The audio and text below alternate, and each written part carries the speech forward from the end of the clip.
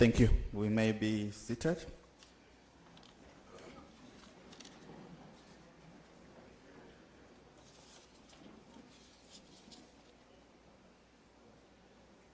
Let me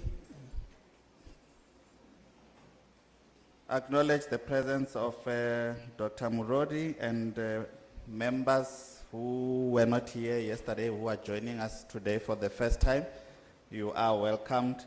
I must indicate you missed out on a lot yesterday. If you are joining us today and you were not here yesterday, we had a very fruitful day of engagement and discussions and solution-driven analysis in terms of what we are doing. Our theme is still the same: integrity in action, strengthening the SAPS against fraud and corruption, and restoring public trust and policing.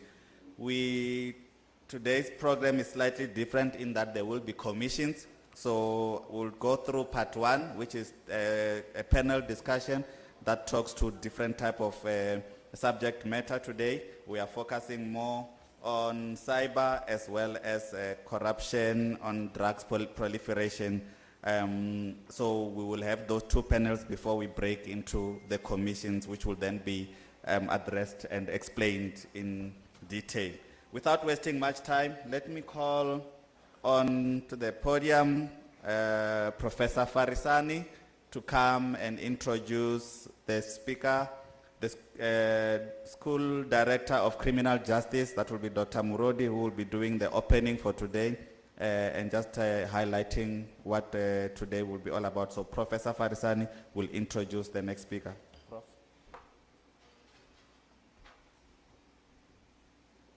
Ndimacheron,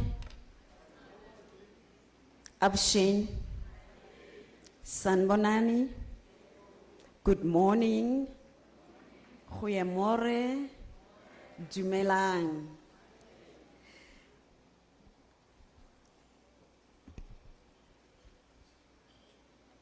Vice Chancellor and Principal of UNISA, Professor Buleng Lenkabula, in absentia, the University of South Africa Management, the management of the College of Law, our Executive Dean, Professor Mfariseni Budeli Nemakonde, in absentia,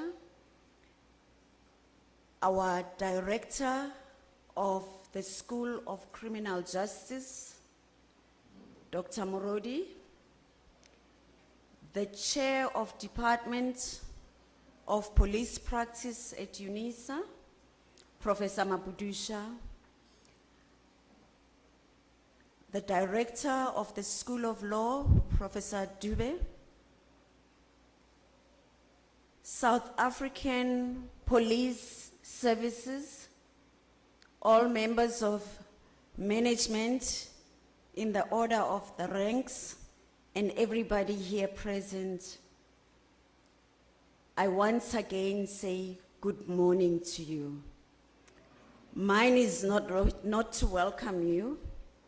I'm going to hand over just now to Dr. Lebogang Murodi, who is the Director of the School of Criminal Justice in the College of Law at the University of the Land, UNISA.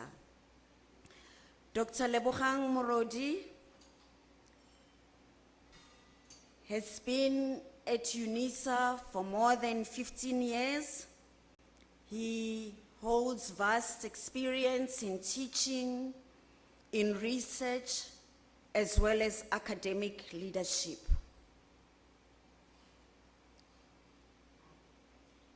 Dr. Murodi, I'm going to ask that you come to make us feel at home.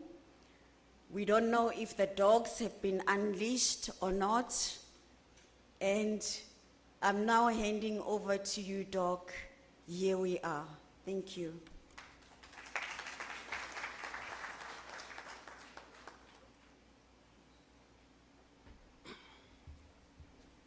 Asante, Professor Makwale Farisani. A very tranquil and peaceful morning to all of you. A very tranquil and peaceful morning to all of you. Prof. Makwale Farisani, as you clearly articulated, when you say dogs have been chained, but with the SAPS being here, the K99 people will assist us in that regard if anyone gets lost.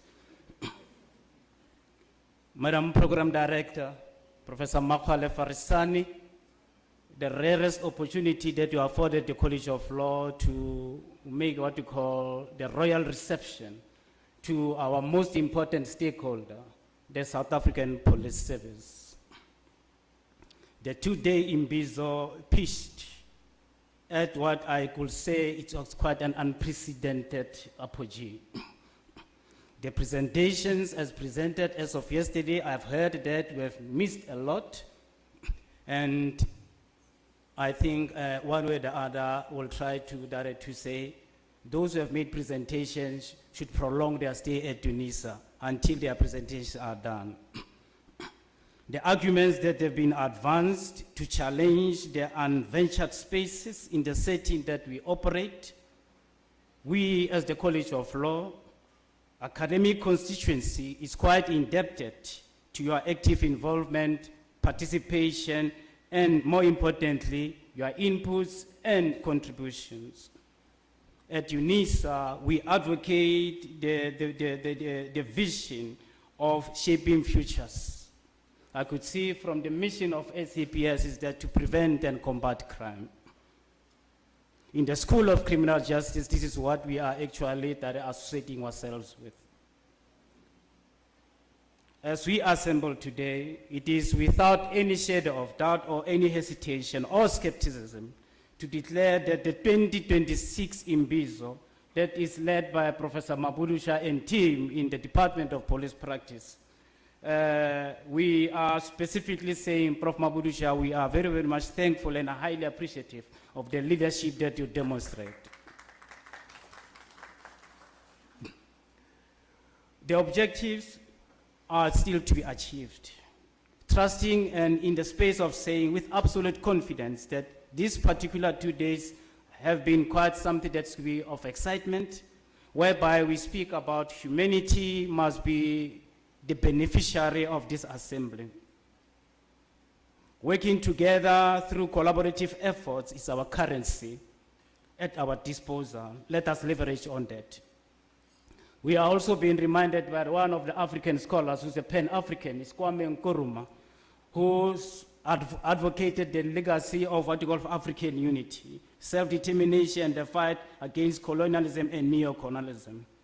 He reminded us, we neither face east nor west. We faced forward, and Africa is one continent, one people, and one nation.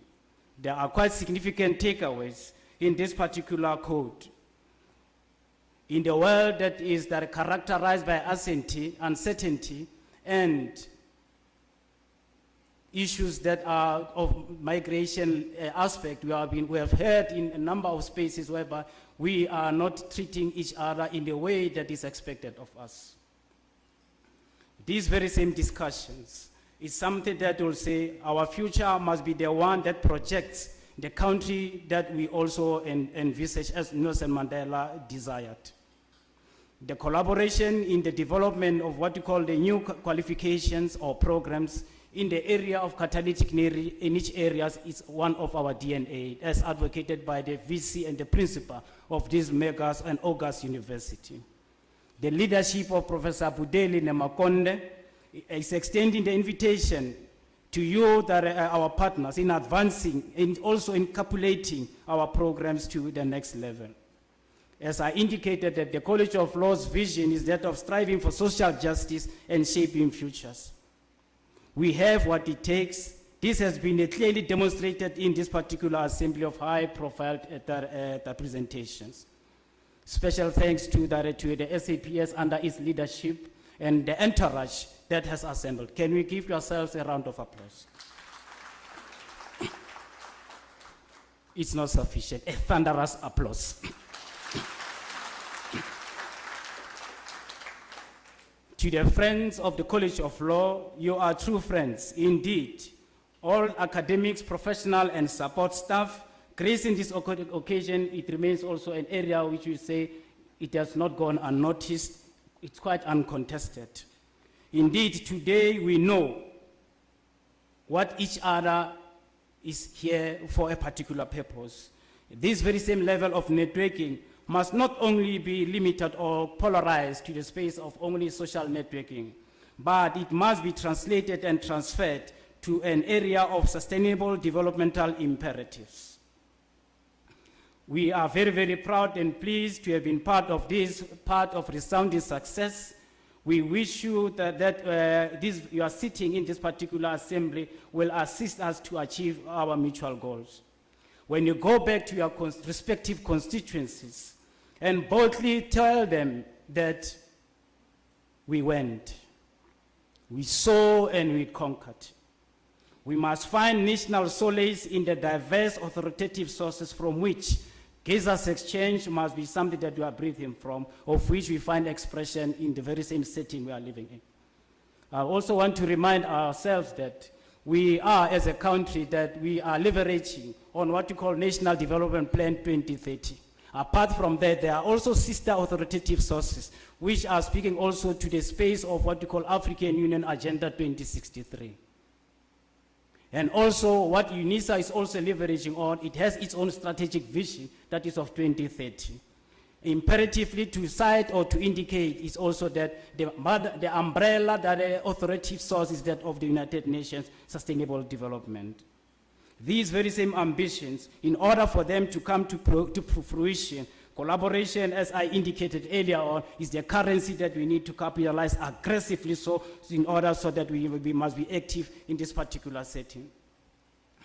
Julius Kambaranje Nyerere reminds us that when we were at school, we were taught to sing the songs of the Europeans. How many of us were taught the songs of Wanyang Mwezi or the Wahehe? Many of us have learned to dance the rumba and the cha-cha, to rock and roll, and to twist and even to dance waltz and foxtrot. But how many of us can dance or heard of the Gombe Sugu, the Mangala Nyango Umi, Kidio or Lele Mama?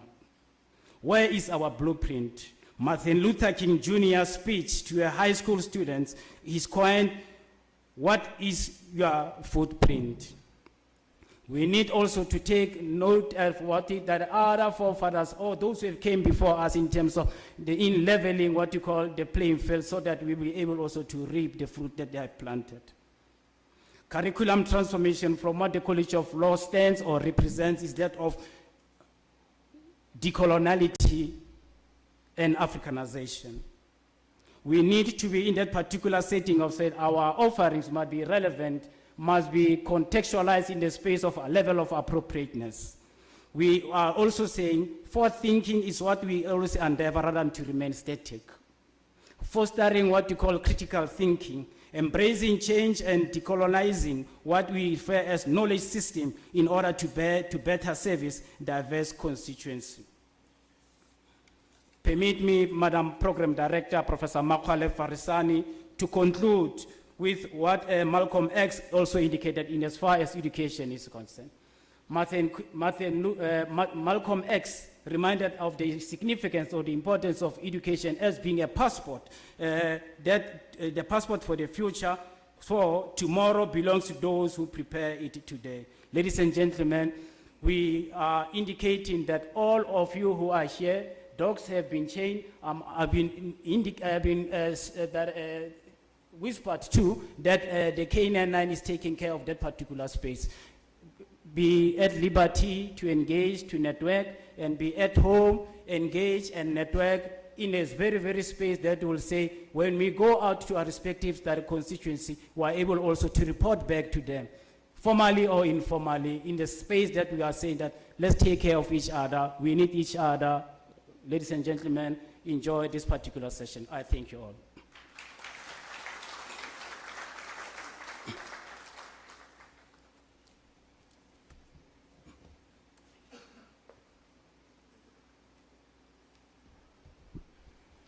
Thank you very much, Doctor, for the words of welcome and indeed ensuring us that the dogs have been chained and we will definitely feel at home.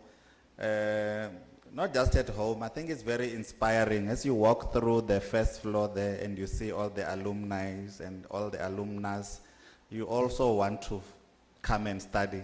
So I was challenged that I must go back to school and find myself in one of those walls there where I was walking up with all the presidents and all the dignitaries that have studied here. Like General Zulu was saying yesterday, I think everybody at some point in their life must have, even if it's a one-day course, or one-day certificate from UNISA, that just says UNISA, I'll be happy. One-day course or 1 hour course, it's okay. As long as it's got UNISA on the letterhead. Thank you very much, Doc. Let's move now to our business of today, which is going to be a panel discussion dealing with the online banking, how digital tools can assist in detecting and investigating fraud. And I'm told that some of these courses, as presented yesterday by, I think it was Ms. Musle, who was speaking on recognition of prior learning, that you can come and study some of these courses on digital tools. There is AI now that is making waves and we are all using it for one way or the other. People sometimes these days cannot even construct an email without putting it on AI first so that it constructs a sentence for you. So I think we can use that. Let me call on stage Dr. James Cheney from the CSIR, Ms. S. Naika from UNISA, Professor Farisani, also from UNISA. Oh, I apologize. They wrote it like that. I will blame Brigadier Papuri for that. I apologize.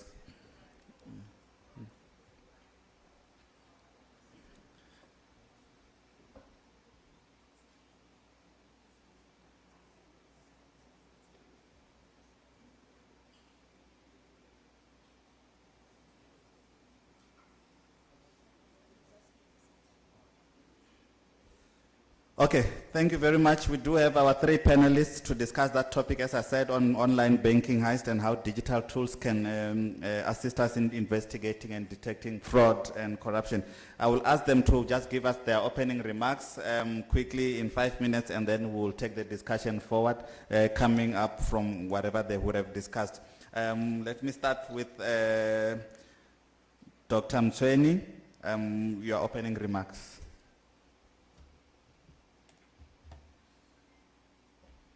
Good morning. I think it's working. Good morning, everyone, to the leadership as well as all the officers. So my name is Jabo Mtsweni, Dr. Jabo Mtsweni. I come from the Council for Scientific and Industrial Research. I head the Information and Cyber Security Center within the Defense and Security Cluster. And my role, particularly when it comes to this specific topic, I've been working very closely with the South African Police Service, especially within the establishment of the designated point of contact, which is mandated for in the Cybercrime Act 19 of 2020.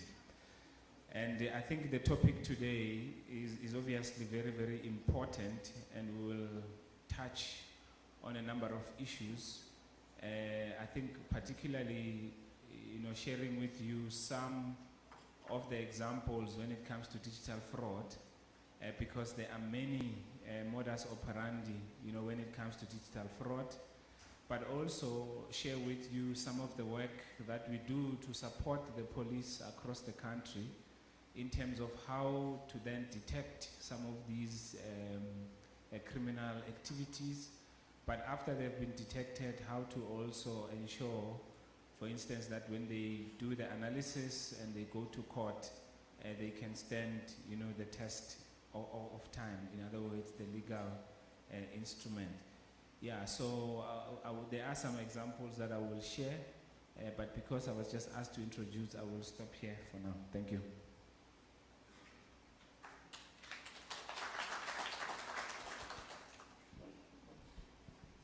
Yeah, let's move on now to Mr. Naika, your opening remarks from the point of UNISA. Good morning, colleagues, and good morning to my ex-colleagues. So I'm not sure whether it's X as in a total X because I'm still in the environment. Colleagues, I just need to bring ourselves, I took myself back yesterday to the oath of office that I took some 36 years ago. And interestingly, the only crime that is mentioned by name in the whole oath that we took is corruption. I think if you revisit it and you can see, unless they redid the oath, the word corruption comes up by name and no other crime is mentioned. So taking us to the Imbizo, just a message, a 1-minute message to my ex-colleagues and even my current colleagues sitting here. I think we need to ask ourselves the question, or we need to check, are we brave enough? Are we brave enough to implement what was discussed yesterday? Are we brave enough to tackle ourselves? We need to tackle the demon in ourselves.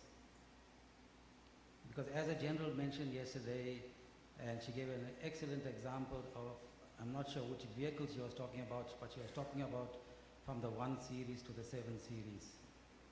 We need to look at ourselves at station level. I think the general made it clear yesterday, we have people from all the provinces here and from head office. What are we doing at station level to stop fraud and corruption from taking place? From stop getting ourselves embarrassed. I still see myself as a police officer. My whole family in the whole country still sees me as a police officer. And every time the police does something wrong, I still feel embarrassed, although I left 11 years ago. So we need to dig deep. We need to look at how we behave amongst our juniors. We look at how we behave amongst our seniors. Some things are not crimes. And I'm digressing because I'm going to relate this now to digital forensics. We do not commit crime, but our behavior sometimes condones criminal activity. You know, there's new jargon now in the workplace. The guys are talking about work wives and work husbands, and there's jargon like sugar daddies and. The youngsters are looking up. They're looking at how you behave. You may not be a criminal, but you're condoning criminal behavior because you cannot take on subordinates or youngsters or your peers for doing wrong because you yourself are not behaving ethically. Since leaving the police, I joined UNISA, and my new company invested a lot of money in me. They sent me on a course that cost a lot of money, and I educated myself to such an extent that none of you here, knowing my qualification, will want to leave your cell phone with me for tonight, and I'll give it back to you tomorrow. Anybody willing to do that? People, that brings me to digital forensics. Digital forensics is a very, very powerful tool. Because if any one of you are willing to leave your cell phone with me, I will be able to expose all your secrets. So the cell phone and the laptop is a new crime scene. And if we do not teach our investigators to investigate and to move with technology, because criminals are moving at the speed of technology. And if our investigators do not move with the same speed, we're definitely going to be left behind. I thank you.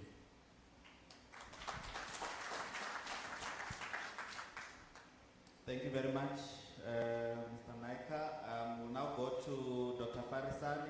from UNISA on the same opening remarks on detection of fraud and corruption.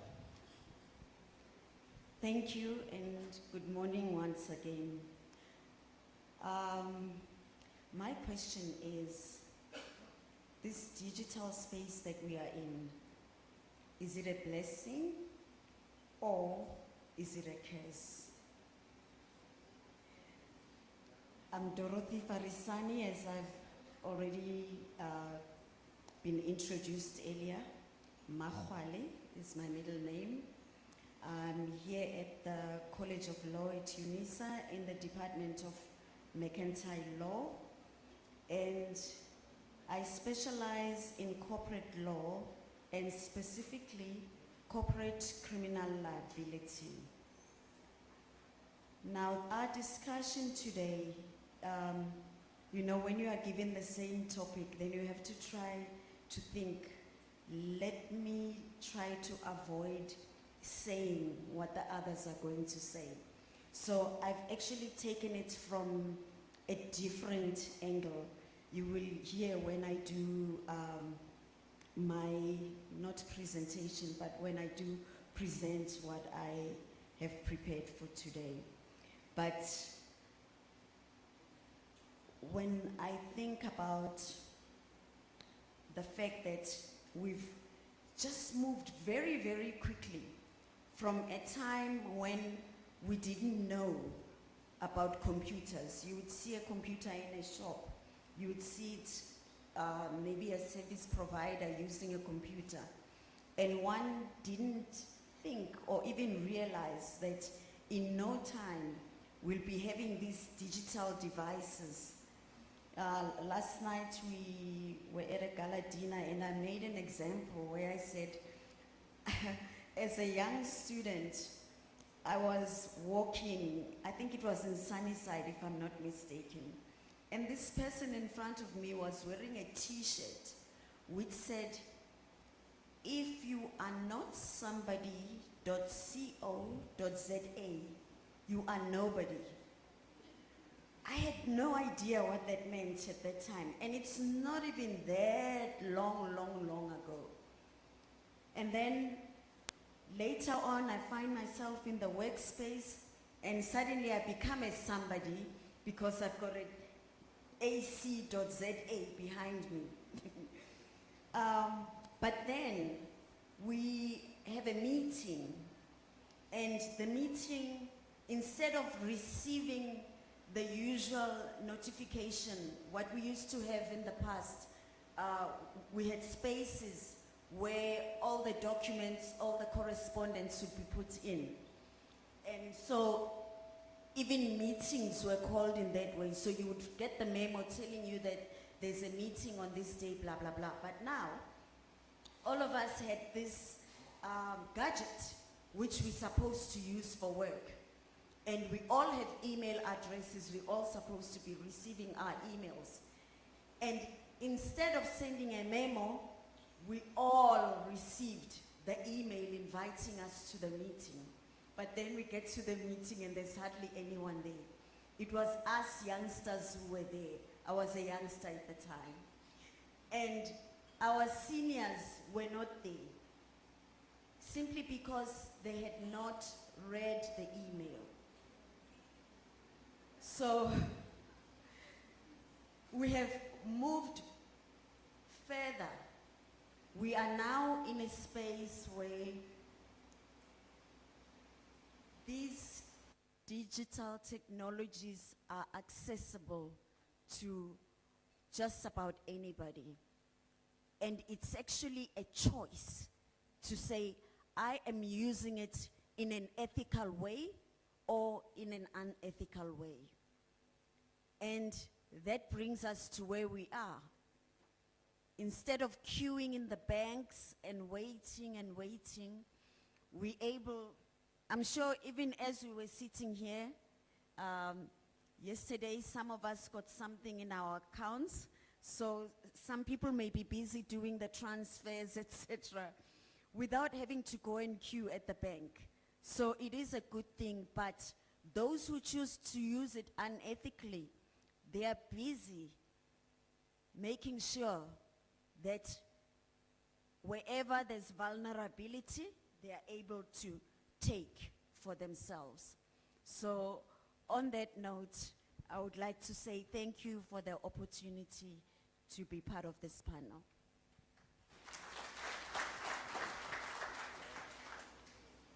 Thank you very much, Prof. I want to just pick up from when Mr. Mchweni was saying earlier on about the only crime that has been mentioned by name would have been corruption in the document that you are referring to. Ironically, even the Code of Conduct of the SAPS, it mentions things in general, but the last line talks about corruption, specific corruption. It talks about preventing corruption and bringing the perpetrators thereof to justice. It means that's the only crime that is also mentioned in the Code of Conduct. Everything else is very generic. So, from that point of view, that means that there's very intentional efforts in us addressing this issue. So I would like to pose a question to Dr. Mchweni. You mentioned that you've got some examples of digital fraud that you would cite from your side in terms of CSIR. Yesterday, somebody said to me they received an SMS and they clicked on the SMS for winning some competition which they never entered. You receive an SMS that you won a competition that you know you've never entered. You click on it, and then that was the end. Their account was wiped out. Now, in whichever way the corrupt or the criminals are dealing with this, that means that there are digital footprints that exist that says, if I get this text and I click on this SMS and it reroutes my whole functionality, they've got control of my whole banking details, and that will be the end of your banking as you know it, simply by clicking on a button. And I'm sure from a forensic point of view, there are ways in which these kind of investigations take place. So if you can just touch on that, Doctor. And then from the professor here, just your presentation that is going to highlight what you've just mentioned now. I know you prepared something that talks to the issues of detection, the issues of investigation, and how, as the police, maybe we might start thinking about dealing with these kind of issues. Because even internally, we once received an email that goes to all email users in the SAPS that said, please change your details of your emails. And it was not coming from our IT people, but I think we picked it up quickly before, and a whole lot of people had already gone into that scam. But imagine if all 100,000 of our email users had clicked on that email, it would have caused a whole lot of problems, including all the case dockets that we deal with, including all the case management and exhibits that we deal with, and all the drug-related issues that we are dealing with. So how can we maybe think about preventing all those issues? Let's start with the doctor, and then we'll come to the professor.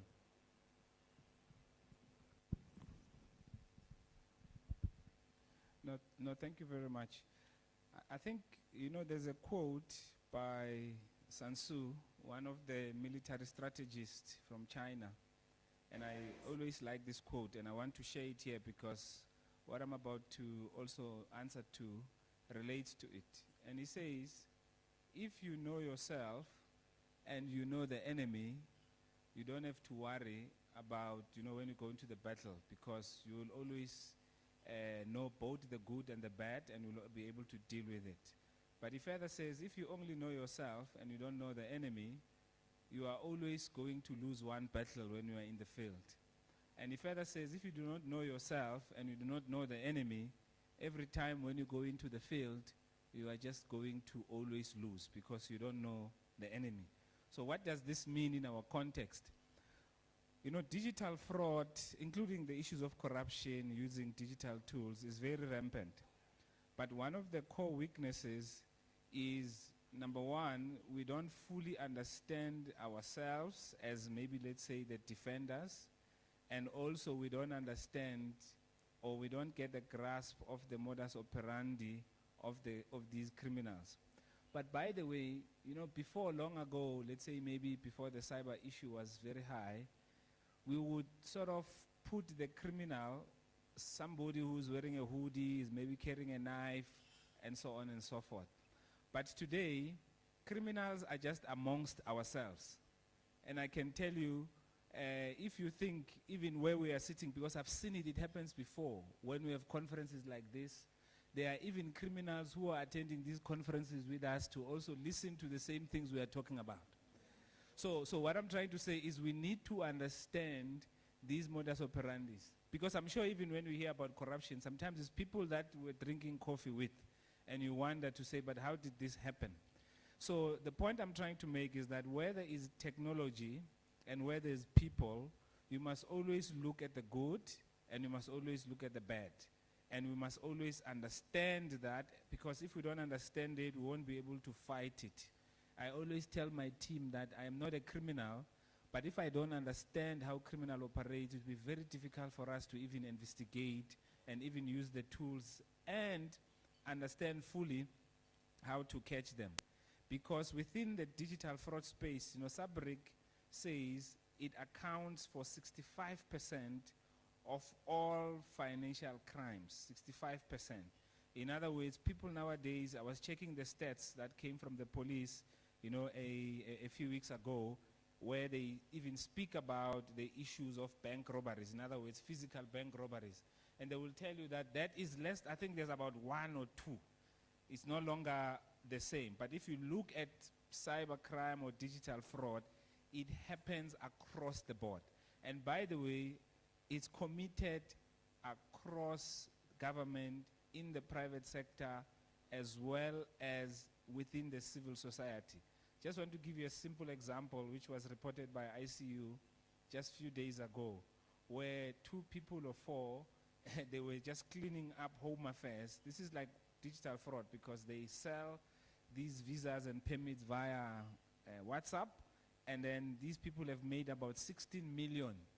The money that is supposed to go to the 16 million within a short period of time, 2 years. And that money, they don't pay tax on it.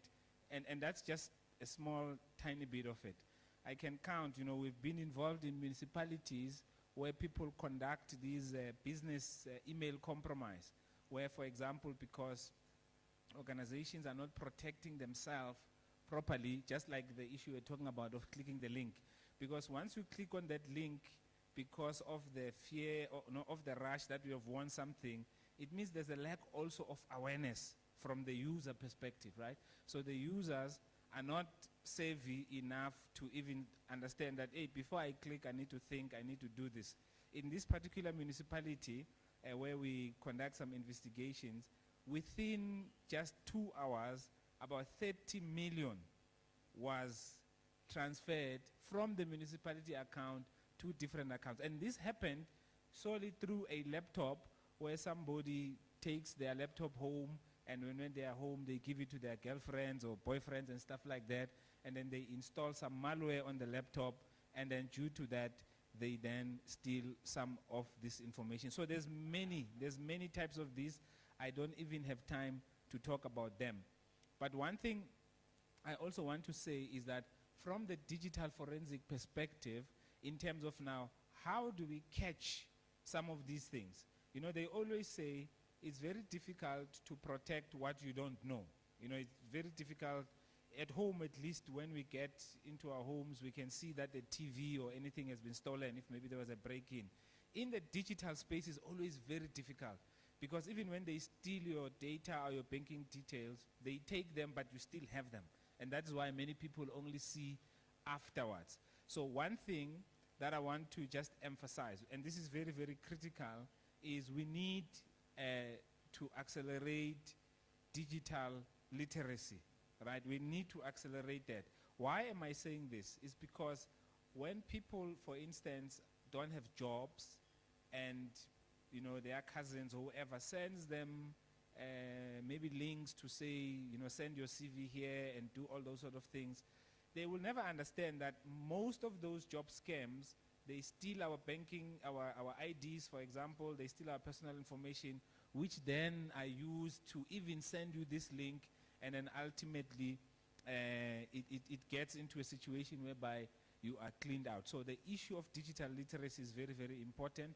But number two, we need to also, you know, strengthen the issue of digital forensic investigation. I think that's very, very important. Because, you know, these criminals, I always say, they are way smarter and way faster than us. You know, I know in government, sometimes even to sign a memo takes a lot of time. Criminals don't have that bureaucracy. They do it so quickly. And nowadays, just to give you, it's not a joke, it's a true thing. Criminals nowadays are doing this thing of digital fraud as a job. They even have factories, which we have seen, for example, in Sentin, where they are caught. And they have offices, they have HR processes, they take leave, they even pay bonuses if you hack more people. You know, this is how organized these people are. And what does that mean? It means we also need to, especially as we are using the tools, we need to be more and more, you know, circumspect in a sense that we don't just depend on the old traditional ways and maybe depend on the on catching them in the old ways. Because I can tell you, even with digital forensic, just the last story, there were people who I think there are these people who hijack or kidnap people for ransom. What these guys were even doing, instead of using one phone, they will even be using phones where they will call on this phone and then somebody's listening on another phone, because they know that the digital footprint, which we have asked about, might not be left on this phone that is just listening and is not capturing. Unfortunately, they recorded themselves, so that's how we could then pick up the information. All I'm trying to say is, when you are dealing with some of these digital scams and the likes, you can't just think one-sided. It must be a holistic view. Look at the traditional ways that they are using to steal the money, and various others. And we have seen it, for example, you know, with these frauds that happen where they hijack us, they force you to take away your money, and so on and so forth. There are various ways that can be used to even detect that.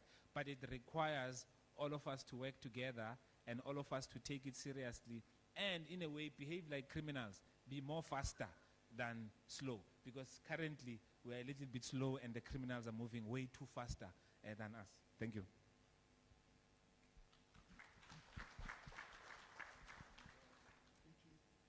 Thank you. At the beginning of December, I was attending a funeral, but not as someone who's come to attend, but as part of the ladies who are cooking, helping, as we do in the traditional rural areas where I come from. So now we have cooked and we are waiting. It's during the week. We are waiting for the service, and now we're just sitting. I'm looking forward to catching up, but on Ndikalendo Kumawabawana Bovuani, the cuckoos, they are sitting there busy on TikTok. And no conversation. So everybody is using these gadgets, which means we are all vulnerable. And in answering the question, I say we need to educate, educate, and educate. I mean, he mentioned a very important thing.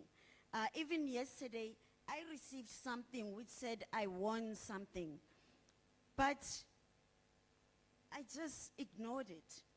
But the next person is not going to ignore it. They will take it seriously, and they are putting themselves at risk.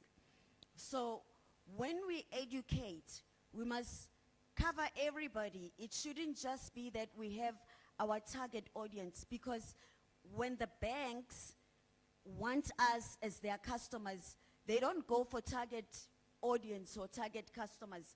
They want all of us. So all of us need to know, we need to be aware. And we need to move away from where we want to solve problems after the problems have occurred. We need to be proactive and rather prevent. And as you have heard from my colleagues here, these people are very sophisticated. It's human beings who are doing this. They're just using the digital tool so that they can get from you what you have worked so hard to gain. So it's very important. We have it as well in our academic space where we will get invitations. You must check, is it legitimate? You'll be invited to a conference in Italy, you become excited, and there's money, you have to register for the conference, etc. And before you know it, not only the registration fee, but everything else in your account is gone. So let's educate. Let's not have that mindset that some are too old. I told you, Bukuku, if they can be busy on TikTok, they've learned how to use TikTok. So these are intelligent people. Maybe some of them didn't have the opportunity to go to school. And if they had, they would probably shame some of us. So, people, let us make sure that we educate. And as our children are growing up, and they are the ones who are even more vulnerable because they're not even afraid of that digital space. So let's ensure that whatever it is that we are coming up with, in as much as, yes, the criminal is among us, the criminal will be among the people, but the message would still come through. And if we are vigilant, then we will be able to protect what we have worked so hard to earn. Thank you.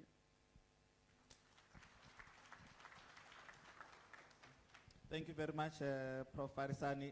Mr. Naika, from your point of view, what should the SAPS be looking at to make sure that we are on par digitally to deal with some of these issues? How should we be improving our systems of investigation?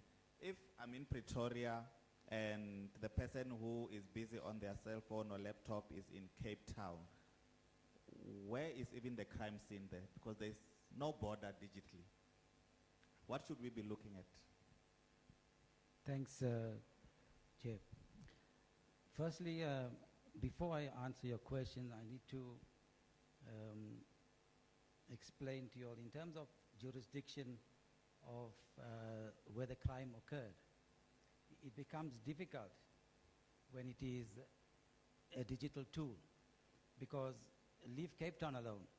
Most of our digital boiler rooms, they are sitting in Cyprus, or they're sitting in India or Greece. So these guys are working from another country. So it has to be it's actually a global crime scene.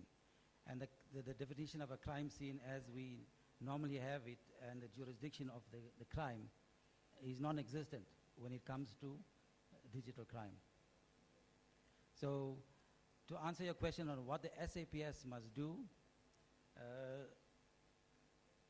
in the holding room yesterday, a young general, General Matlow,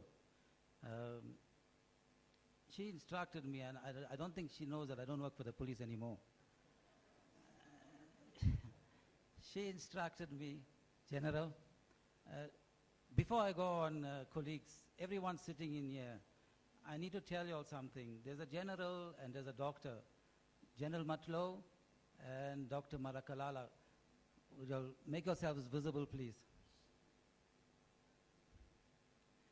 These guys are the engine. From what I noticed, these guys are the engine of what's happening here for the past 2 days. They are the taskmasters. I saw them yesterday working behind the scenes and giving instructions to people they have no authority over. So the general instructed us, myself and Professor Mabunda. She said, I don't want you all coming here as UNISA with all your academic language and all your papers and dissertations telling us that the police need more training. I want something practical. Come and tell us what we can do, how we can help each other. So I took my 15 slides and I hid it deep in my laptop, so you won't see my slides today, thanks to that general. And I went and researched again to bring something very, very practical to this audience today. And the food for thought came from the gentleman that I was sitting next to yesterday, who's the CPF oversight person in Gauteng, Mr. Masilela. So here's my practical tip for you guys at the police stations and even my colleagues from UNISA.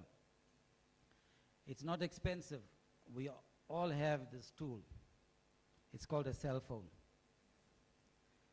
The cell phone, it's one of the most powerful accountability tools that you have at your disposal. So the guys from station level, the guys at any level in the police, go out there and educate your public.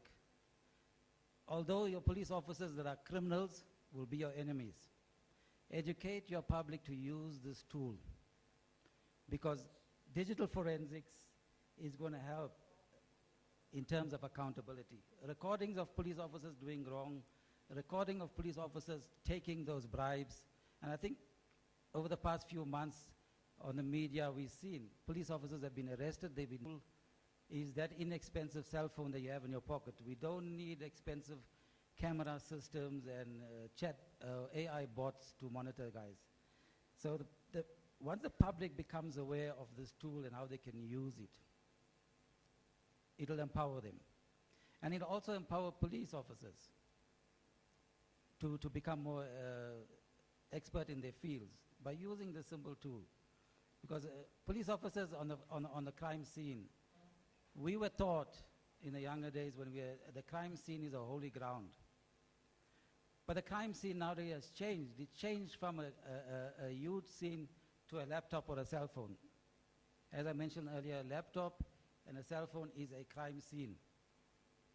It's hiding. Give me your cell phone and I'll expose you. So your equipment you have is a crime scene. The quicker police officers learn how to handle that crime scene, the quicker we learn how to process this as a crime scene, the better it's going to be. And then we as UNISA, I think we in the process with my COD, we are in planning stage of rolling out programs that will teach e-discovery and digital forensics. Thank you. Thank you very much, Mr. Naika. Let me welcome some inputs from the floor. If anybody wants to weigh in on this issue of digital tools that can assist in detecting and investigating fraud and corruption. Any hands? Let me stand up so I can see the room. Any hands? Any takers? You're all fine. Okay, I will take General Zulu. On the floor there. General, you may go ahead. Thank you so much and good morning to everybody. It's great to see you still in numbers. Thank you to the speakers. My main question is to appreciate the presentation that has been done and then to ask some few comments around these issues. If you watch Madlanga Commission, you are watching the ad hoc committee, the content that is in there is mostly from the digital instruments. So which means now our policing model, it needs now to focus more on how to attend to the crime scene and how to investigate and also how to process in terms of prosecution.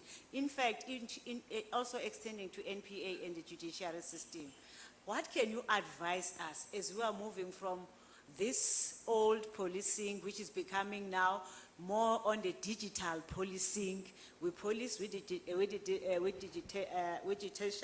digital gadgets like your body-worn cameras, your dashboard in the vehicles. We've seen with the Uber incident how it's working. If you can advise us as SAPS to say, yes, you have been utilizing this policing model, and this policing model starts now to be outdated, then infuse digitalization within it. What will be the key? If each and every speaker can give me to say, for us, as we are moving out of this, what can be the key drivers to us to arrive in a digitalization in policing? I'm requesting each and every speaker to give us the three, and then the speaker, the scriber, to just write down those what they are going to say in a very specific way. We are trying to infuse what are the cost drivers in terms of the fraud and corruption, and what can be the solution when we change our policing model to address the cost drivers for these particular crimes. Thank you so much.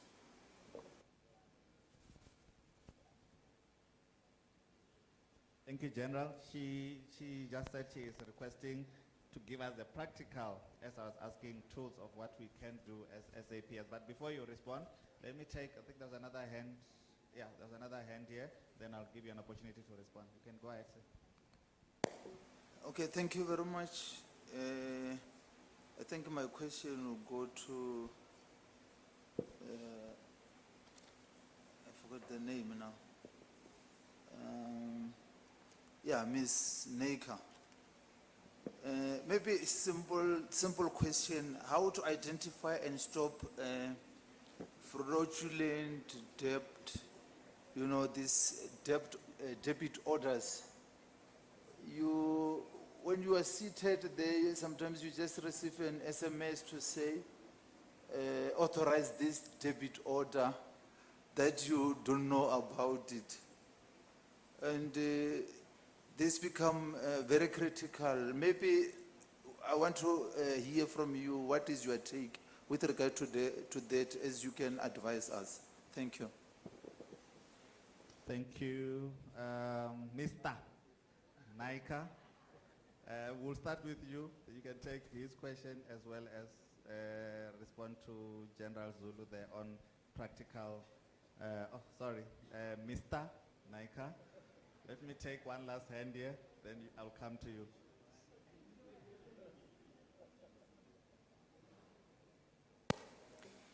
Thank you. Thank you very much, Program Director.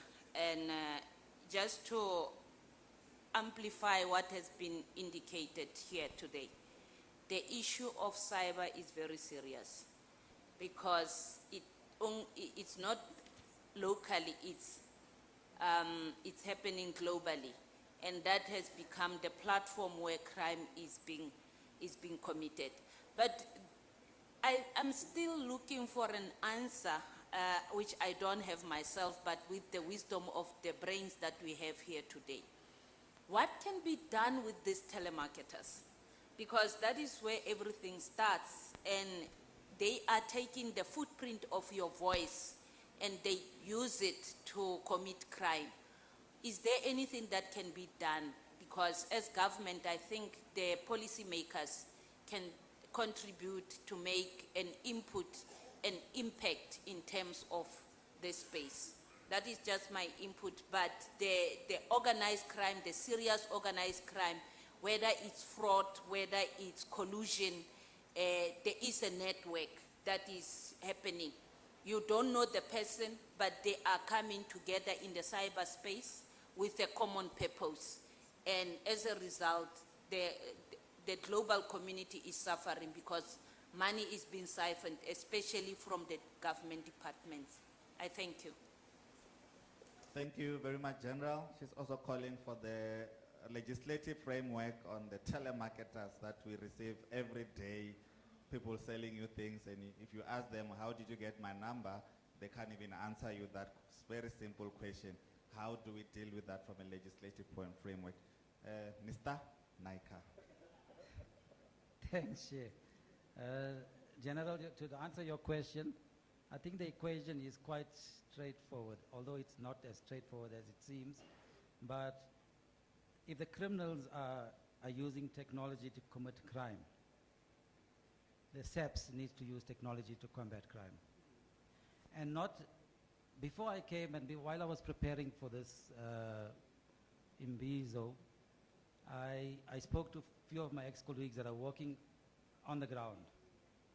And I asked them a few questions about e-discovery and digital forensics. And they gave me answers of how they use people in a war room and how they send their digital stuff to Linden or to some other office to handle.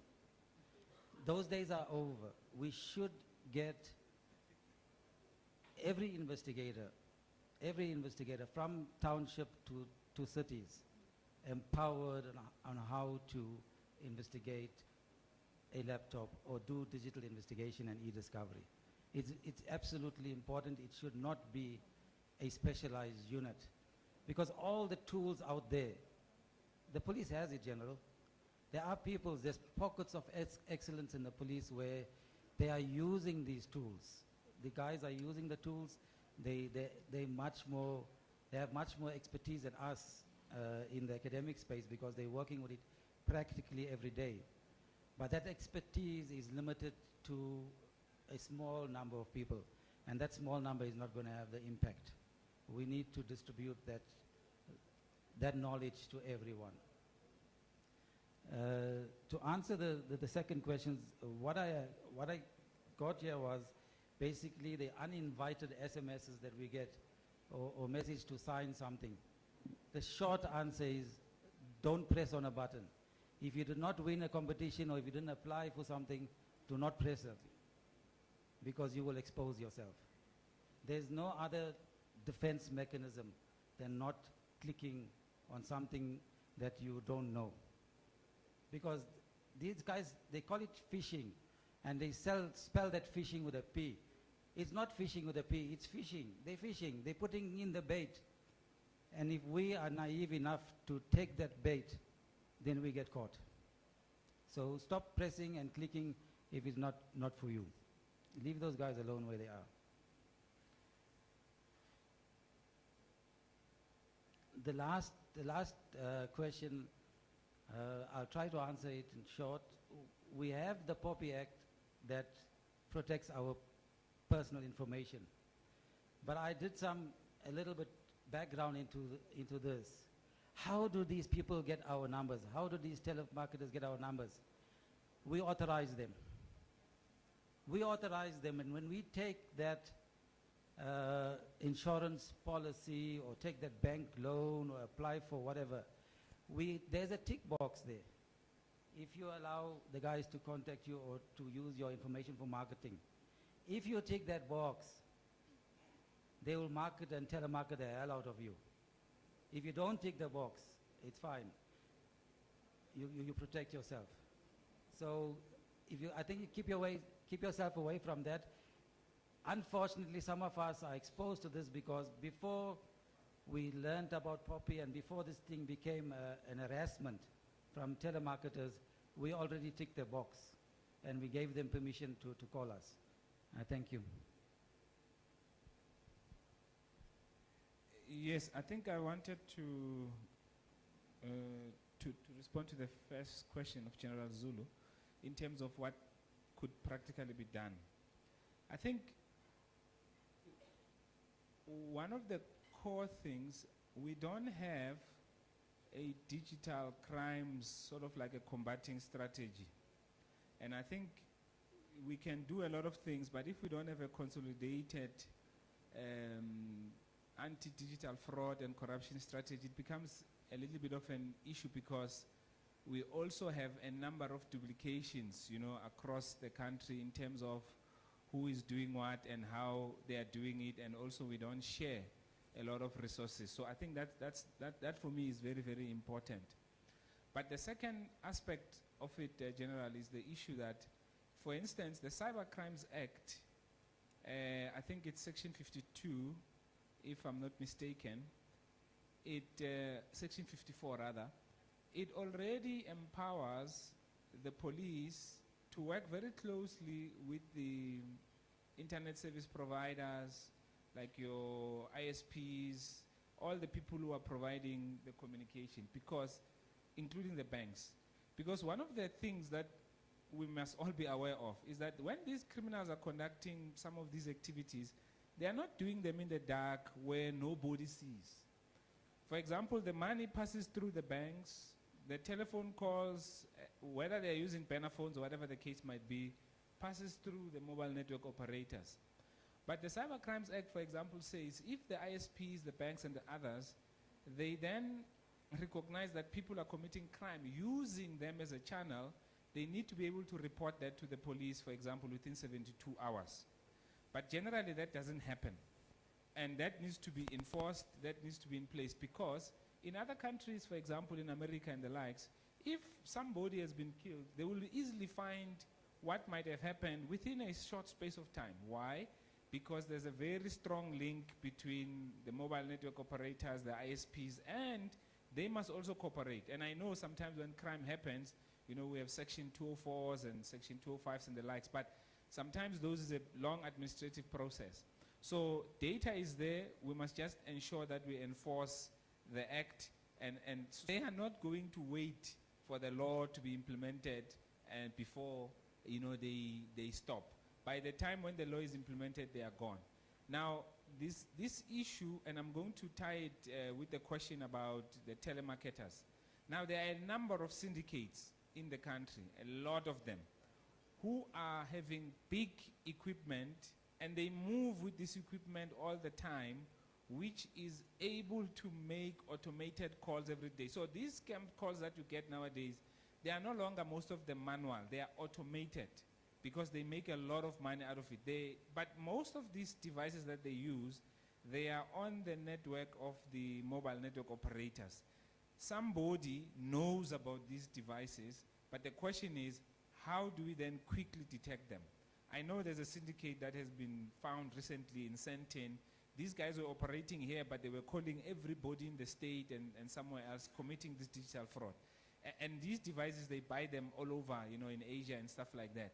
So we must have the capability to detect some of these malicious activities that are happening in the networks and be able to stop them in our tracks. Because just like you would see with the Madlanga Commission, sometimes when an incident is caught 2 years, 3 years down the line, there's also a problem of the preservation of digital evidence. Because by that time, somebody is deleted, you know, and a lot of things has happened. That is why the 72-hour rule becomes so important. And maybe to also get to what Doc was saying regarding the phone numbers, because unfortunately, all of us here in the room have been hacked before. Whether you know it or you don't know it, we have been hacked. I can give you a simple example. The deeds office, the master deeds, all our information there have been breached, all of it. For example, if you have once bought a house, if you have once bought a car, if you have once had any account, all your information is breached. So it's out there in the public and people sell this information. About 50 million of our records have been stolen. Now, what then happens is these criminals, they buy it and they keep on calling us. But there's still a way to stop it, because, as I've said, the service providers, in other words, the mobile network operators, there need to be a stronger collaboration between them and the police and the various entities in order to combat crime. The only problem in South Africa, sometimes we think that the issue of crime is only the problem of the police, but it is not. This is a whole of society problem. That is why it is upon even ourselves as people to report crime when we see it, particularly digital crime, and ensure that the police, their job becomes easier. And I think the last one, General Zulu, what is very key. Currently, what is happening in the country is that digital forensics and the analysis, the skill is very, very limited. And you will find that, for example, if the crime happens in Soweto, the police officer who's in Soweto must drive all the way to Pretoria, for example, with the phone to get it image and stuff like that. And then the Pretoria office has hundreds and hundreds of these cases, which takes a lot of time. We need to be able to obviously fund, and I know everybody always complains about budget, but the criminals don't have the same problem. You know, if we don't fund our police officers to have the tools, to have the necessary skills in order to do this, we are always going to lose this fight. In my view, each and every police station needs to have some digital forensic capability, even if they at least they can image the phone or do something, because when they get these things, then they must go and store them somewhere. You know, it's like the drug story, and then tomorrow, the next morning, somebody has stolen the same phone, you know, that needs to be imaged and so on and so forth. Then it becomes just a losing battle. So ultimately, we need to capacitate, we need to collaborate more, private-public partnerships, and everyone needs to be involved. It cannot just be a police problem only. Thank you very much. Thank you, Doc. Prof. Farisani, your inputs? Thank you. I'm going to start with the last question regarding the telemarketers. Some years back when I think my baby was about 6 months old or so, and I'm sitting here at home and this person phones me and I'm telling them I'm not interested. And this person just keeps on talking. I don't want to be rude. I didn't drop the phone, but I kept saying I'm not interested. Then I said to her, okay, if you insist, I'm just gonna hand you over to the youngest member of the family. You can have a chat with her. And I gave the baby the phone. And you can imagine. Okay. But nowadays, he has already mentioned, my colleague here, that a lot of these phone calls that we are getting, they are automated. And the best thing, what I do these days is they'll keep on phoning and phoning, and it's depleting my battery in the process. So I will answer the phone. But when I say answer the phone, I mean I will press answer, and then I keep quiet. If they're looking for my voice, they're not gonna get it. And then they actually do drop. They don't start, they're not the ones who say hello. They wait for you so that they can get your voice. But if you keep quiet, I get it if you're phoning somebody. Dr. Murodi, if I'm phoning you, I need something for work. After you, if you don't say hello, I'm going to say hello, isn't it? Yeah. So, but because they're looking for your voice, they're not going to say hello. That's when they drop and then they go to someone else who will be more gullible. So without adding, my colleagues have already said quite a lot, but just that tip for us to know that we shouldn't just give our voices away so easily. Coming to the issue regarding debit orders where we are requested to authorize. You know, they make it look so legitimate. At times they will even send you the one-time password. And then when you think this is legitimate, why are you getting a one-time password for a debit order that you don't know about? So why are you acting on it? So we have fear in us. Let's not be fearful of this thing that can't talk. Let's not be fearful of what we're getting just because it's written in English. No. Let us simply not put ourselves in danger by wanting to respond to things which we know nothing about. They know we're gullible, so they do try their best. And then, General Zulu, you bring me to that angle which I said I wanted to take with regard to this. We work in silos.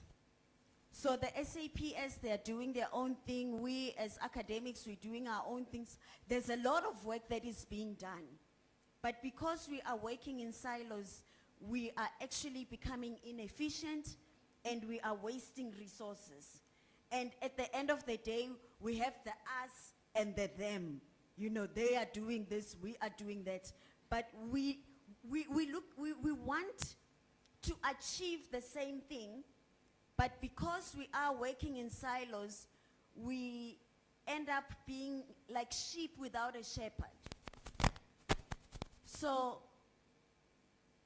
even if you forget everything else that I say today, the most important thing is that we need to collaborate. And my colleague has said it as well. We need to collaborate. We need to work together. We need to come up with a strategy and then move forward. As long as we continue to work in silos, we are not going to win this. And yes, we do have that danger that as we communicate, as we collaborate, they are there as well. But we cannot allow that to prevent us from doing that which will bring progress. We are in Africa, and we need to find African solutions to this.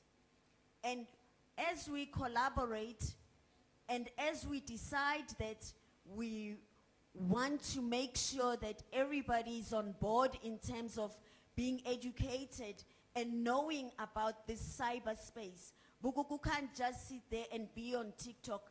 They must know that when they are getting money, there is that danger of them being scammed. I get these days we just do the cash send.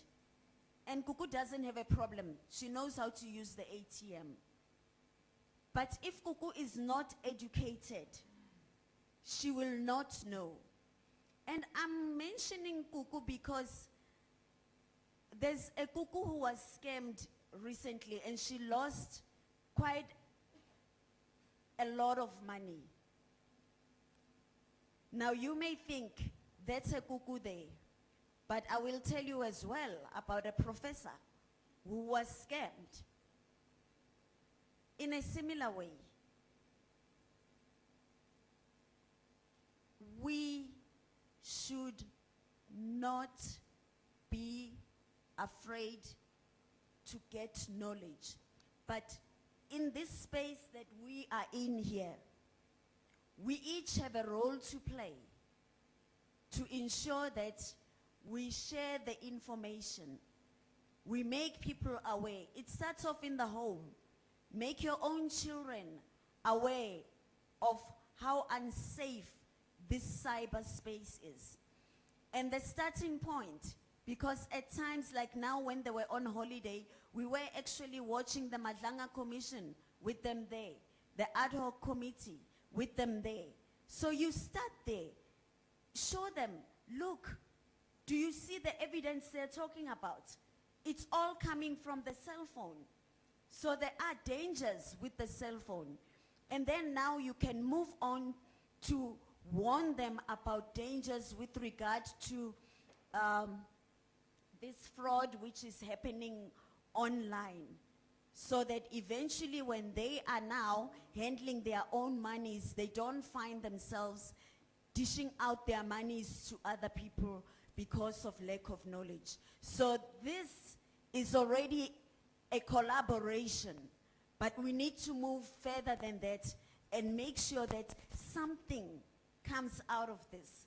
We can't just be happy that we came, we spent 2 days together, we spoke, but then nothing comes out of this. So General Zulu, we are hoping that as we network here, we will also, you will also get more information, more ideas, because a lot of good things are being done, but there is that lack of communication where we are doing this, we are researching on this, somebody else is implementing that.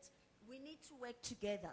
Even our banks cannot fight this without us assisting them. And at the end of the day, all of us are vulnerable, so we need to do something about it. Thank you very much, Prof. And indeed, we need to maybe better coordinate. Let's give them a round of applause. Okay, there's just one last hand before I let you go. Let's just take that last hand and here, and then I will give you an opportunity, whoever is directed to respond. Go ahead, ma'am. Good morning. My name is Dr. Zwangusi Judith Mpidi. I come from the School of Criminal Justice within the College of Law in police practice under Prof. Mabudusha. So, on the 22nd of February, I concluded this study related to what the lady has just mentioned. I wrote a study called Regulating Tech Giants, Harassment in South Africa, a constitutional imperative for dual accountability, because I was tired of being harassed by the tech giants. So I just wanted to share the implication recommendations with you. If you allow me, let me go to the end of my study. So I have found out that what can be done to eliminate this problem, because we are vulnerable and we can't protect ourselves. So here are the recommendations. I indicated that despite comprehensive legislation frameworks, the persistent enforcement gaps and corporate irresponsibility demonstrate that neither the state regulation nor private self-regulation alone suffices to protect constitutional rights. So this underscores the urgent need for coordinated dual accountability to operationalize section 7.2 and 8.2. So following recommendations are as follows. There is a need to strengthen POPI enforcement, to amend POPI to mandate 90-day enforcement timelines and increase the penalties at a global turnover, fulfilling the state positive duty to protect privacy under section 7.2 and section 14. And then the issue of the regulator, to extend ICASA jurisdiction. Section 7.2, legislate explicit ICASA authority over internet platforms with 1 million users, South Africans, addressing state constitutional obligation to regulate electronic communications. Isn't it that there is ICASA or the telecommunications, they are regulated by them. So there is also another mandate of corporate institutional audit under section 8.2. It requires that an annual right impact assessment from platforms under section, this section. Horizontal application, ensuring that juristic persons, we are respected, our privacy is respected, and dignity, it must be prioritized so that we stop the harassment. The judicial clarification themselves, there's a need for the constitutional court should clarify the direct constitutional obligation domination on these digital platforms that we have under this section through appropriate test cases establishing binding precedents, because they are operating however they want, they harass us every day. And another one is interagency regulatory task force. There's a need to create a digital rights coordination unit across ICASA. The Information Regulator Film Board Cybercrimes Unit to eliminate fragmentation, ensuring coherent fulfillment of this section 2, because our constitutional rights are affected. So in conclusion, these recommendations translate constitutional imperative into practical mechanisms, ensuring state enforcement and corporate responsibility, because they are big giants and they're bringing money to South Africa and at the expense of us as normal individuals. So the state is responsible because they've got institutions to regulate them. But right now, they are just doing as they please. Ndoliwu. Thank you very much, Doctor. And maybe if you can share that research report or thesis for us to be able to read. I think it's very interesting, and I will encourage people maybe to go through it in detail. That was not a question, it was more of a comment, I think, for your noting, but also for us as members of the SAPS to maybe read and just get some more inputs from what she said. I think most of it is very, very profound and progressive. I know that as the SAPS, we also have an MOU with the SABRIC, the South African Banking Risk and Information Center, which are set up by major banks to deal with issues of organized crime, specifically in the financial sector.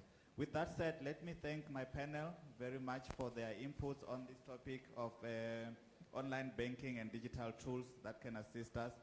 Mr. Naika, Dr. Mtsweni, and Professor Farisani, thank you very much for your inputs. We will now break for tea, and we'll take 15 minutes, and then we'll be back after 15 minutes. Thank you so much. Let's give them a round of applause, please.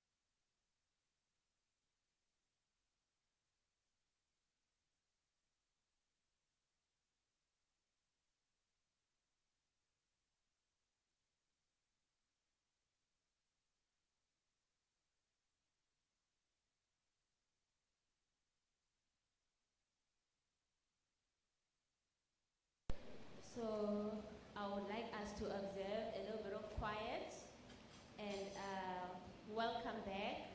Finish having our tea, those that are having tea, so that we can continue with the program and finish what we started. Like the general has already introduced me, I am Thandi Wemdlovu, a doctor in the School of Criminal Justice. And I want to start by saying the shoes that I'm about to fill, I'm shaking in my boots because they are just too large. And where I come from, we fear police. When you see a police officer, even if you're not doing anything wrong, there's a connotation that you must stand upright and fix your ways.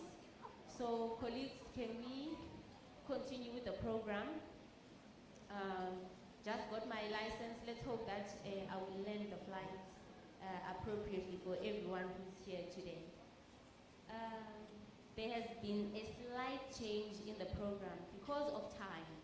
There have been omissions that were made, but in order for us to have our takeaways and the objective of this Imbizo, we will welcome Demulota to give us an awareness presentation on drug abuse. Demulota, while he's getting ready,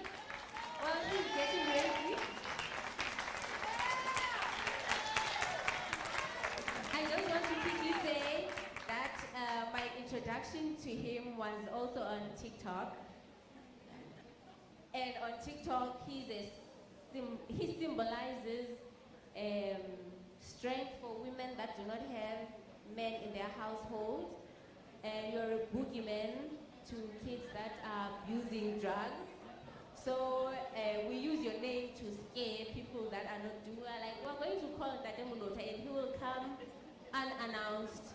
So whilst we're talking about social media and impacts and the good and the bad, it is good to also acknowledge that I'm a fan and I'm happy that he's here. I wish each and every province, because of your work, can have a Demulota to represent and to help protect, to empower each and every household, because drug abuse is a pandemic. So I'm here not as a doctor from UNISA, but I'm here as someone who looks at you and acknowledge that you symbolize hope where maybe law enforcement is not that visible, especially in rural areas. So welcome, and I'm also going to be a vessel and get as much as you can. Can we give him a round of applause?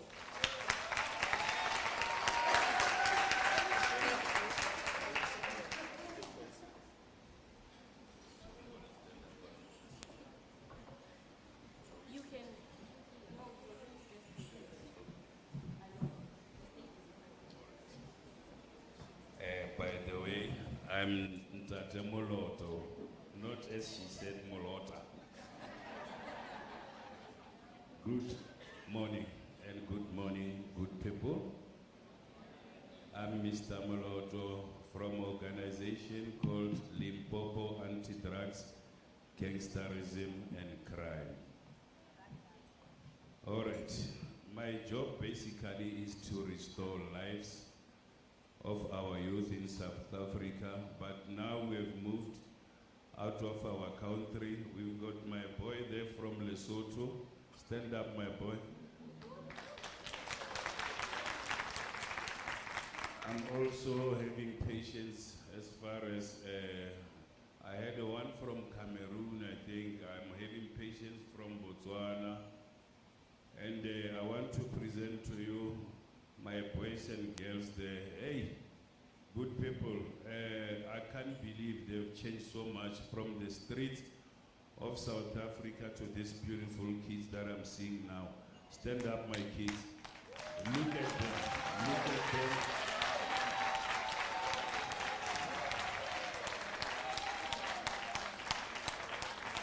You only look at them twice, the way they were before they came to Latgag.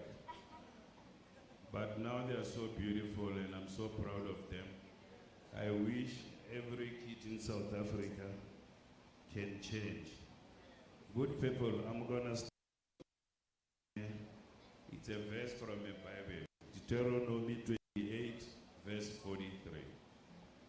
Foreigners who live in your land will gain more and more power. While you gradually lose yours, they will have money to lend you, but you will have no to lend them. And it is really happening. I'm not saying they are bad people. Some of them came with good intentions in our country. Some of them, they are studying. Some of them is just a mess.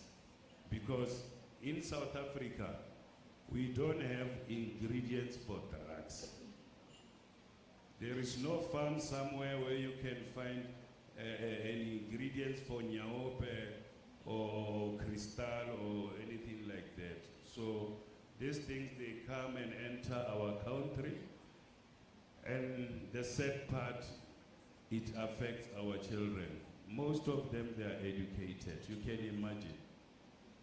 And I know you touched something like the corruption with the police, how these things enters and stuff like that, which is, I can say, is true because of the trading.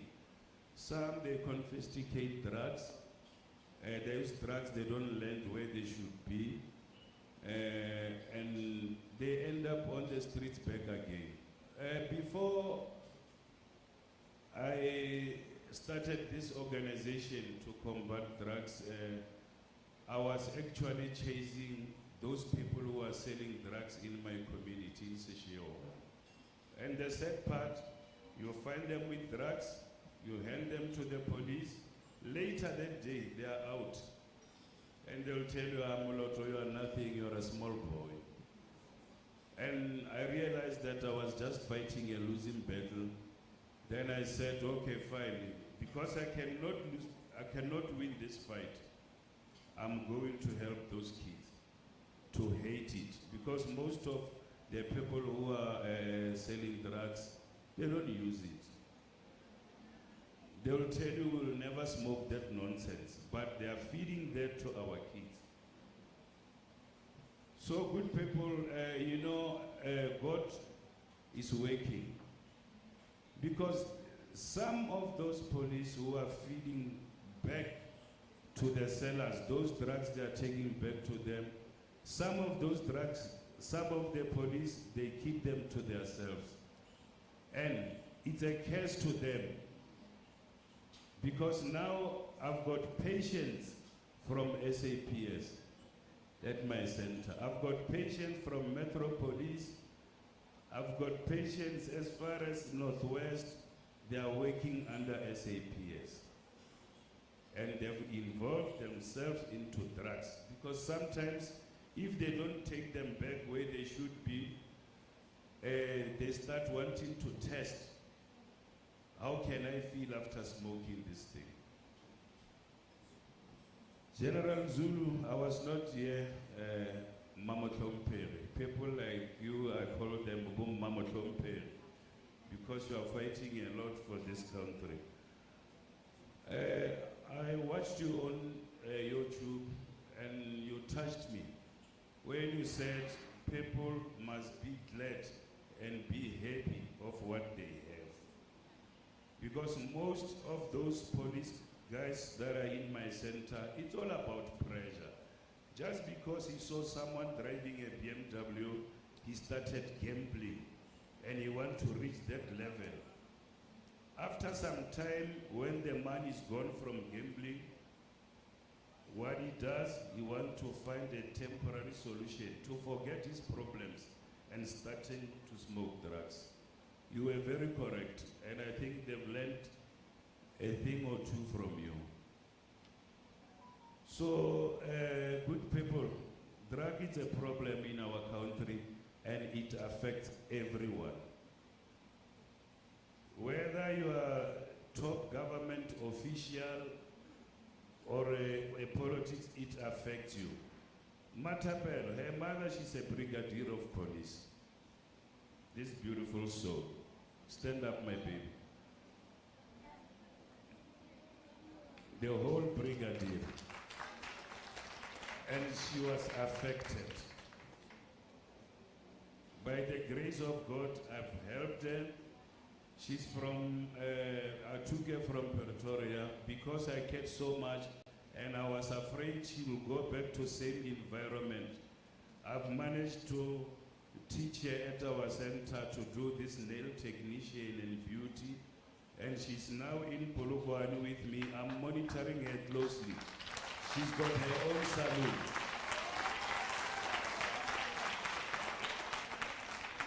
So there is a progress. So this is not only a government fight. This is not only a police fight. We must fight as South Africans.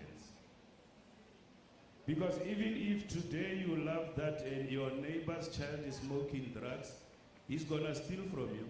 You'll put your washing up there and when you come back from work, it's gone. And most of the petty crimes, or say crime, it is because of drugs. Because they smoke, say crystal is 50 rand, just a tiny packet of crystal meth.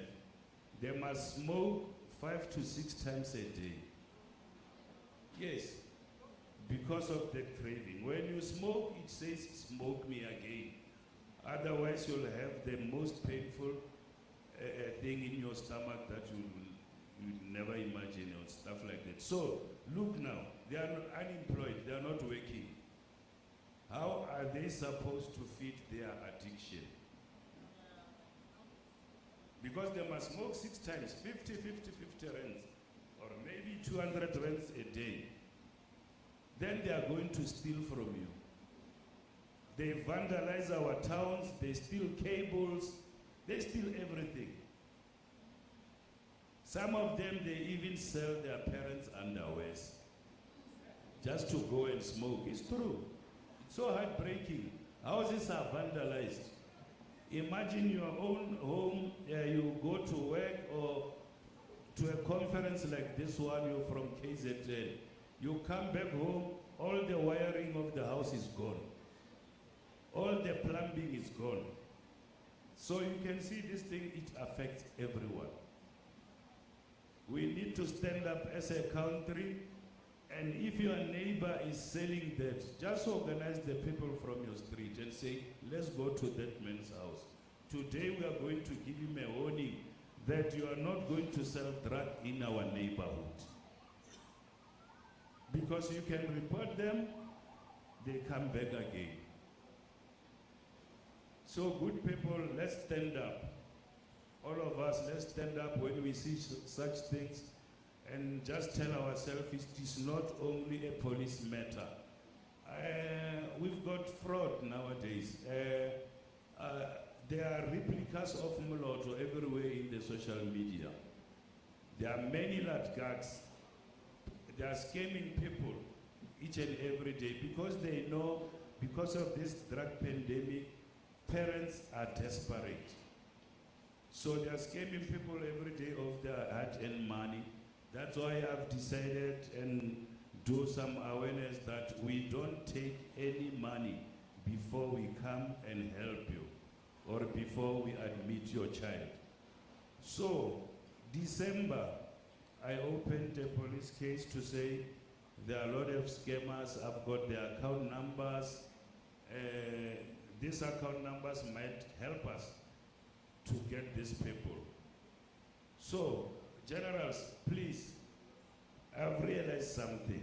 When I got to, they allocated me an investigating officer, then I was worried she never called me. After a week, I went there and asked, ma'am, I since opened a case and they gave it to you to assist me. And then he said, no, Mr. Moloto, you can sit down.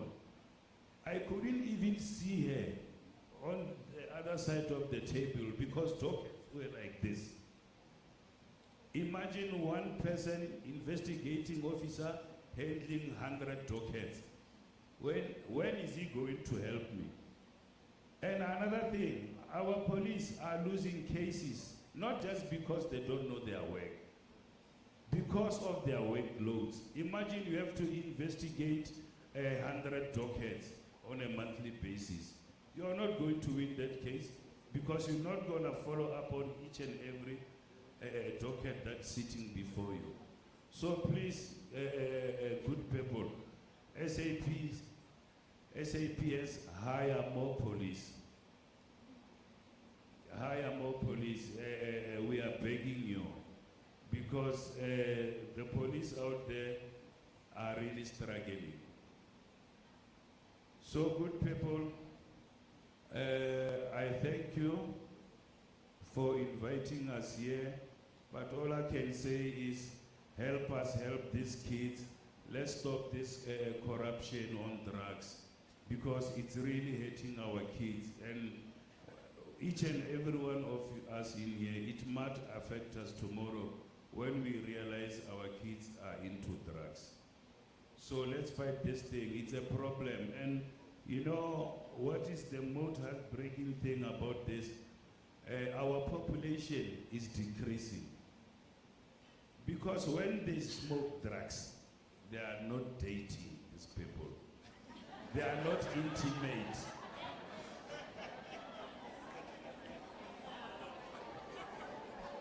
At all. What does that tell us? So other foreign nationals will increase, we will decrease.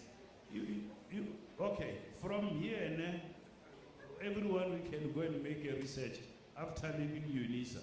You go around the streets, pregnancies are very less nowadays. I was in Sishiwo Hospital this other day. I went to a maternity ward. Only Zimbabwean ladies were there giving birth. There was no South African. Because these boys are not intimate. They don't have girlfriends. Drugs makes them useless. So you can see we are having a problem. If maybe in future other foreign nationals, they are say maybe 10,000 and we remain with 5,000 South Africans, they're gonna chase us out of this country. We'll go and stay somewhere around, maybe we'll go back to exile as South Africans. So we must protect ourselves and fight these drugs. And I thank you.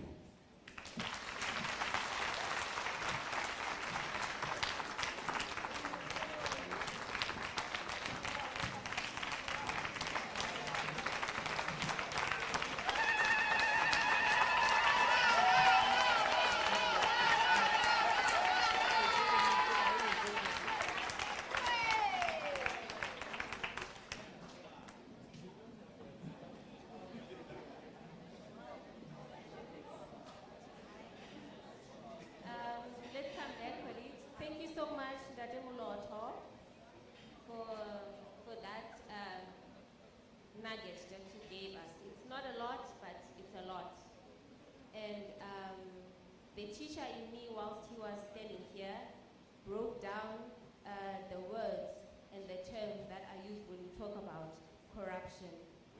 It says it is the abuse of power that is entrusted upon someone.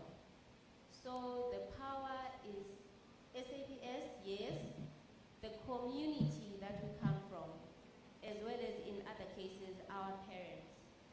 So we need an integrated solution for drug abuse. It cannot be a one-man show, and the solution must be reactive rather than preventative. So another thing that he mentioned here today is that drug abuse is a problem in our communities because the laws of physics say that when there is a void, something must fill in that void. So the problem then, what is the problem? The problem is psychosocial, economic, and sometimes cultural. So anyone can be affected and infected by drug addiction. So it is not only people who are in townships, it is not the unemployed. Anyone anyone can be a victim of drug abuse and drug addiction. Therefore, thank you again so much. I like him when he says, my baby, stand up so that they can see you. As I have aforementioned that many households in South Africa indeed do not have any father figure. So what he is doing right now is going back to where we came from, where a child is raised by the community. Even though you do not have a father, but the next door, the community that down the street is also your father, and thus you shall be scared and be respectful and act right when they approach. So thank you for taking us back to our African values, because when I first saw him, I was also a little bit scared, Nyana, but I was like, you're a big girl, you are here now. But there was that thing that, and the father figure in him is not for us to be scared, but it reminds us respect. It reminds us we must stop what we're doing. Whatever he says is for the betterment of this generation and the next generation. So I will not be long, but now we're going to quickly get into the second session of the program. And this is where we need to just try not to be chaotic, because it can be a chaotic exercise, but we have 3 different groups. And these 3 different groups or sessions or breakaway rooms will be having 3 different topics of discussion as it appears in our programs. So the 3 different groups will have a facilitator from UNISA and a facilitator from SAPS. We will now call them to the front so that you can see them. And what they will do is one will go far right, one will be in the middle, which means that they will remain in this venue, and then the other will be on my far left. So because we do not want to force people to contribute where they do not want to contribute, and they have their own interests, we will allow each and everyone to choose which group they would like to be part of for their breakaways. It can be group 1, which will be talking about the following topic: deterring corruption through anti-corruption measures to strengthen community safety and restore public trust. So for that group, which is group 1, which is on my right, I will now call the facilitator of group 1 to the front.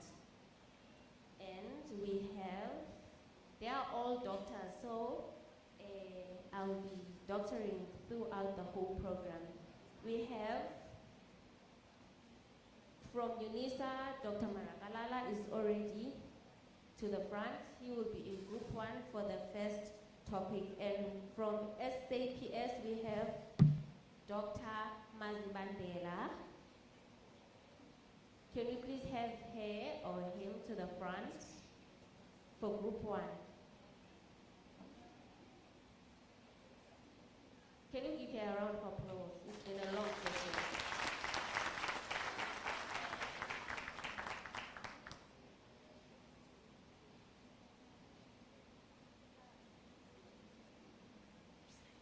For group 2, which will remain here in this venue, and because it's easier to just remain seated, colleagues, let's not do that. Let's just go to the groups that we will be contributing more in. So group 2, which will remain in the middle, will be looking at preventing drugs and drug-related crimes to safeguard communities and enhance public safety.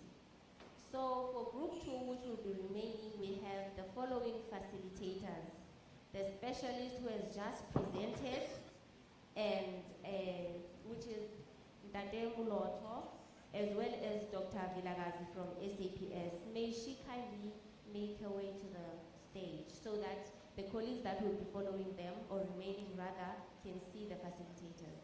Can we also give him a round of applause? And then last but not least, the very helpful which is Dr. Smith and Dr. Nkwana, will be now taking group 3, which will be in my far left. And in my far left, they will be looking at a topic of interest, which is combating the misuse of artificial intelligence in cybercrime, fraud, and drug trafficking to enhance community trust. So that is my left. Can they also make their way? And you can give them a round of applause.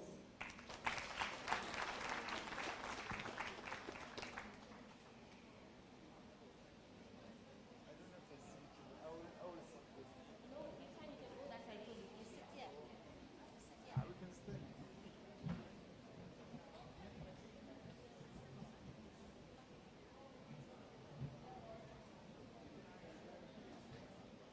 So as we continue to follow our facilitators in our chosen groups, we will be shown which venue the discussion will be taking place in, and protocol there will be observed there when you get there.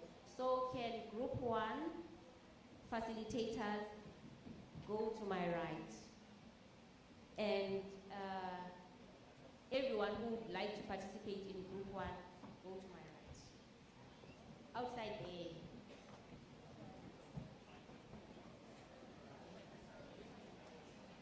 The general is being nice and waving to us so that we can see where we're going. That side, far right.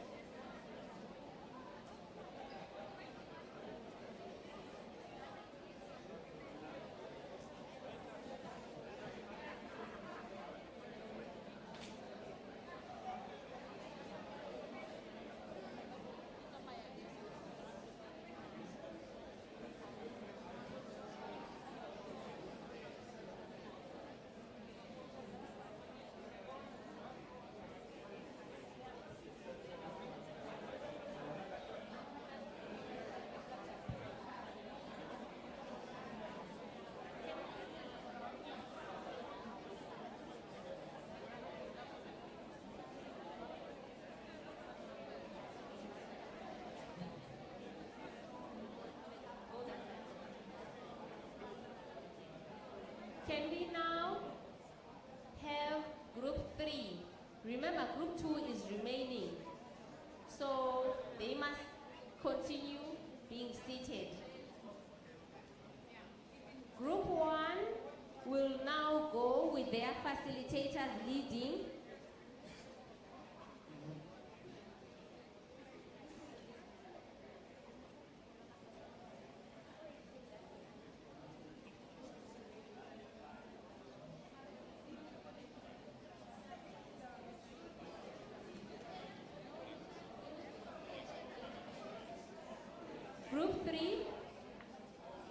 Group 3, kindly go to my left. You will be shown the venue. Group 3.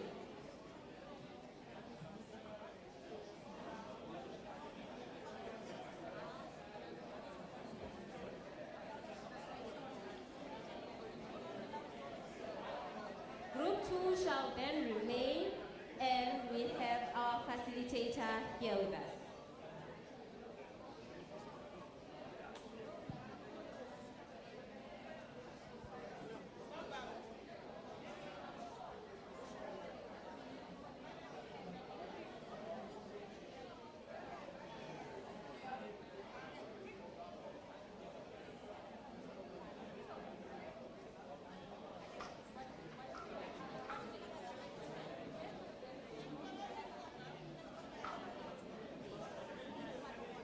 Nobody.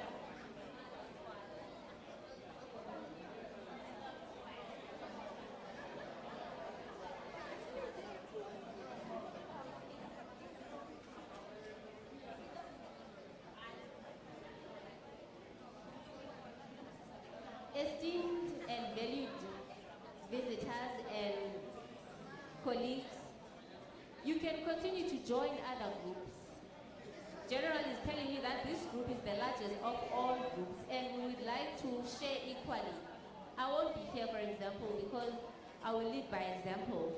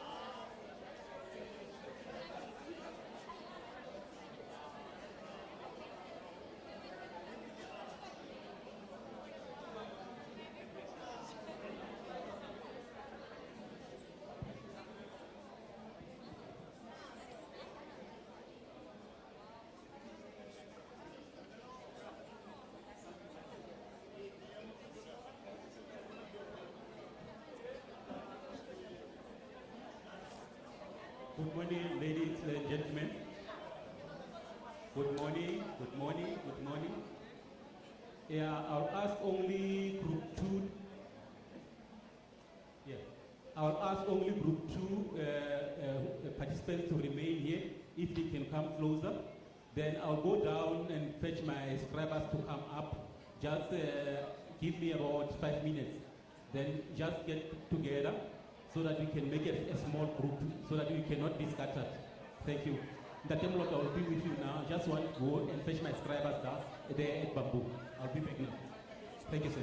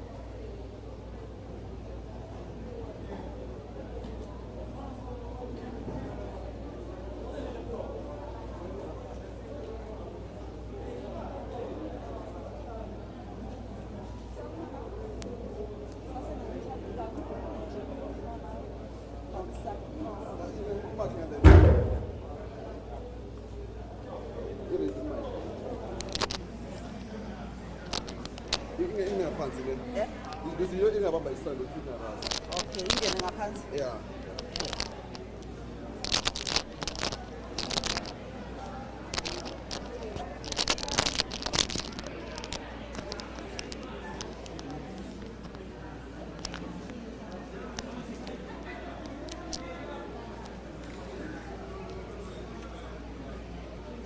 Yeah, you're looking fine. The mic is very far up here. Yeah, this thing. Maybe it's still. They're all good.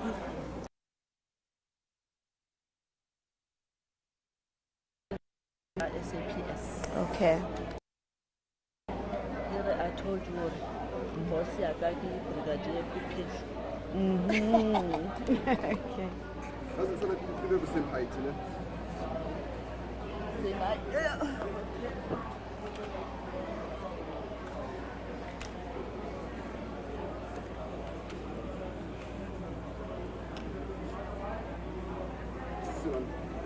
don't understand the same school. Let's see if you Yeah, front is the same height. I scoot too much like that. The balance is very big. Short.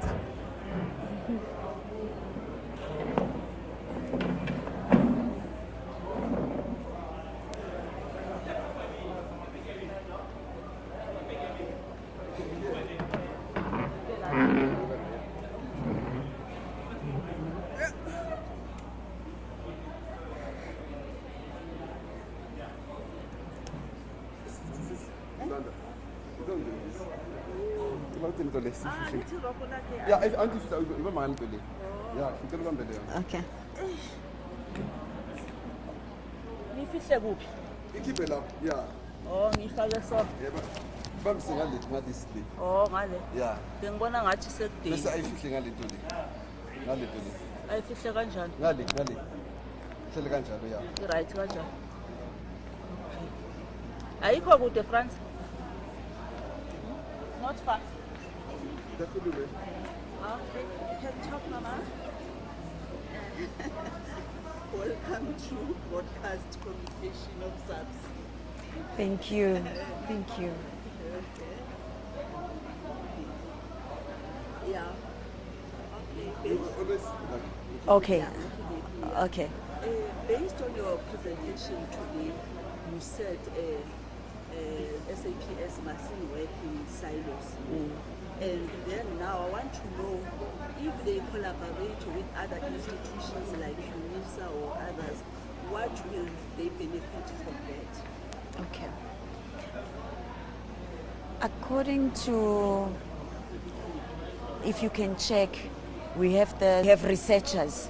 One of the speakers who was asking a question or rather making a comment even spoke of the research that she has done. So it is my view that there is a lot of good work that is being done in different spaces. As we saw, we had a colleague from the CSIR. We have our colleagues from UNISA who are doing research on the very same issues which SAPS is also trying to find out about how we can deal with, and as we were dealing specifically with fraud detection. We collaborate by sharing the ideas.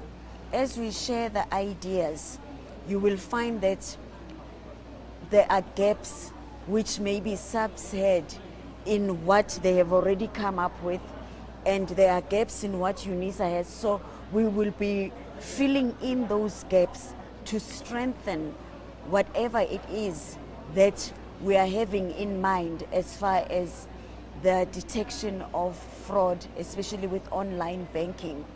And so it means the collaborative efforts will be fruitful in the sense that now you can come up with a tangible strategy which can then be followed.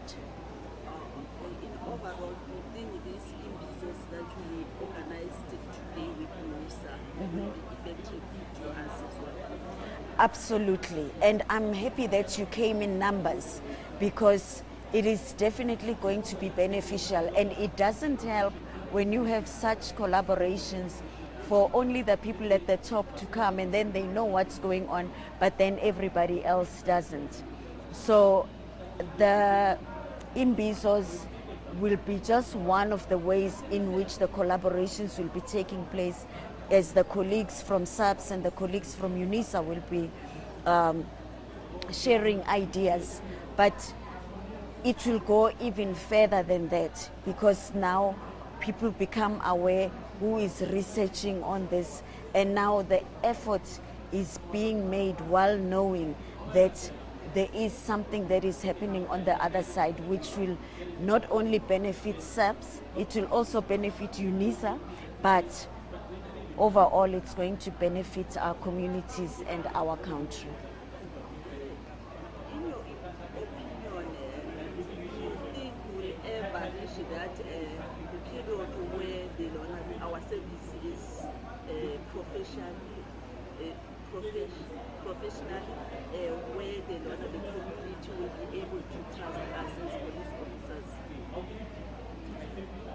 I do believe so. Most of us grew up in an era where we trusted the police officials.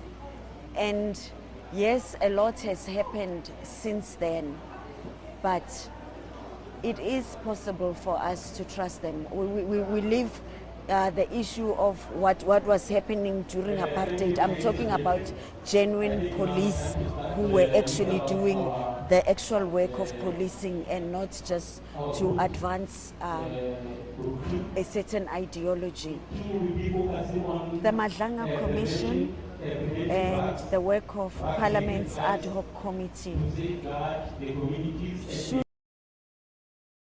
in assisting us to clean up. So there is hope. We cannot say that hope is lost.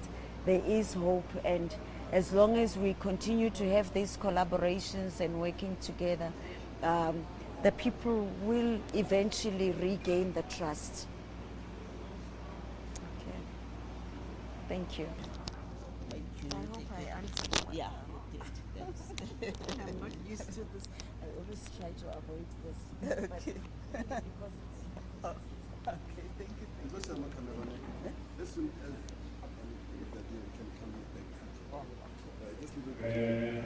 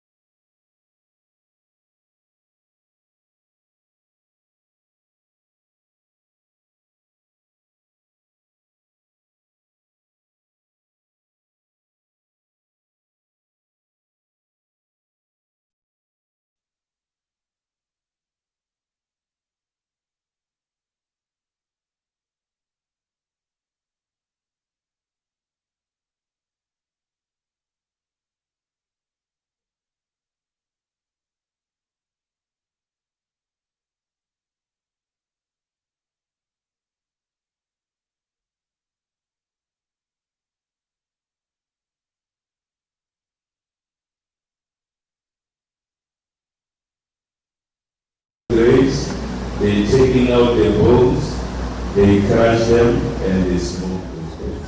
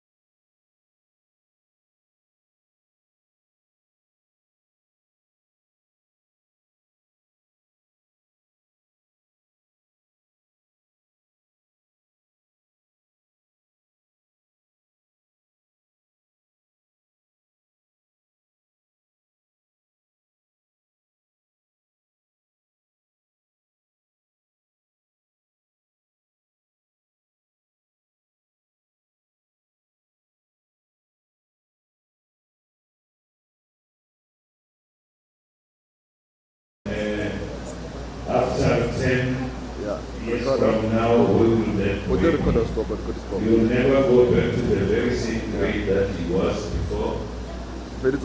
We need to have them even after that. That's why now, since last year, I think December, I've started accumulating accreditations. I've applied for accreditation from QCTO and Agrisita so that I can assist these young ones. When they go home, they must have a purpose because already their future at school is bad. You cannot go to grade 8 or 10 while you are 30 years old. So we also need to see how we can assist them in terms of that.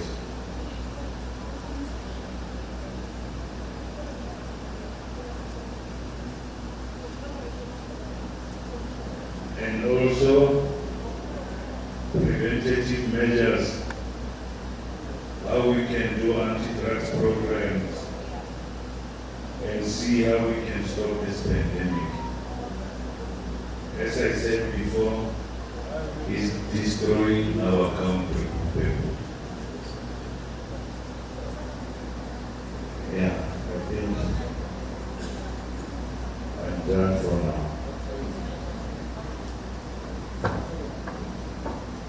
Okay, thank you, ladies and gentlemen. And thanks to Mr. Moloto regarding this.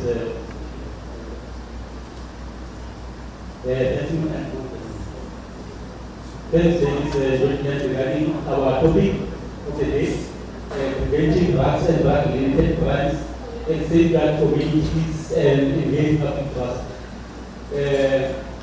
We asked him to just give us an overview regarding drug-related crimes, such as, for instance, we can mention other crimes like drug trafficking, distribution, abuse, and so on.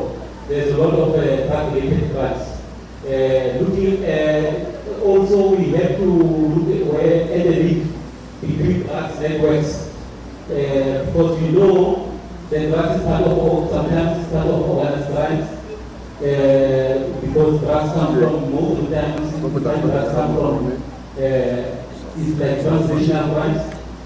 We have to challenge in our country because we deal with crimes that emanate from other countries.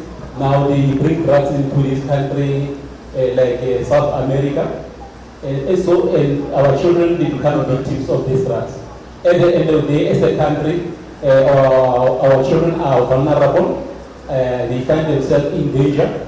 It's up to our government, law enforcement bodies such as the SAPS, and then the government, and your institutions like UNISA to collaborate with the law enforcement bodies in order to come up with the measures. The purpose for us to be here, we are promoting partnership and collaboration. Now, at the end of the day, we're gonna ask questions. You have to ask questions as a participant in this group in order for us to come up with the solutions to say how we can prevent, combat, in order for us to know what can be done.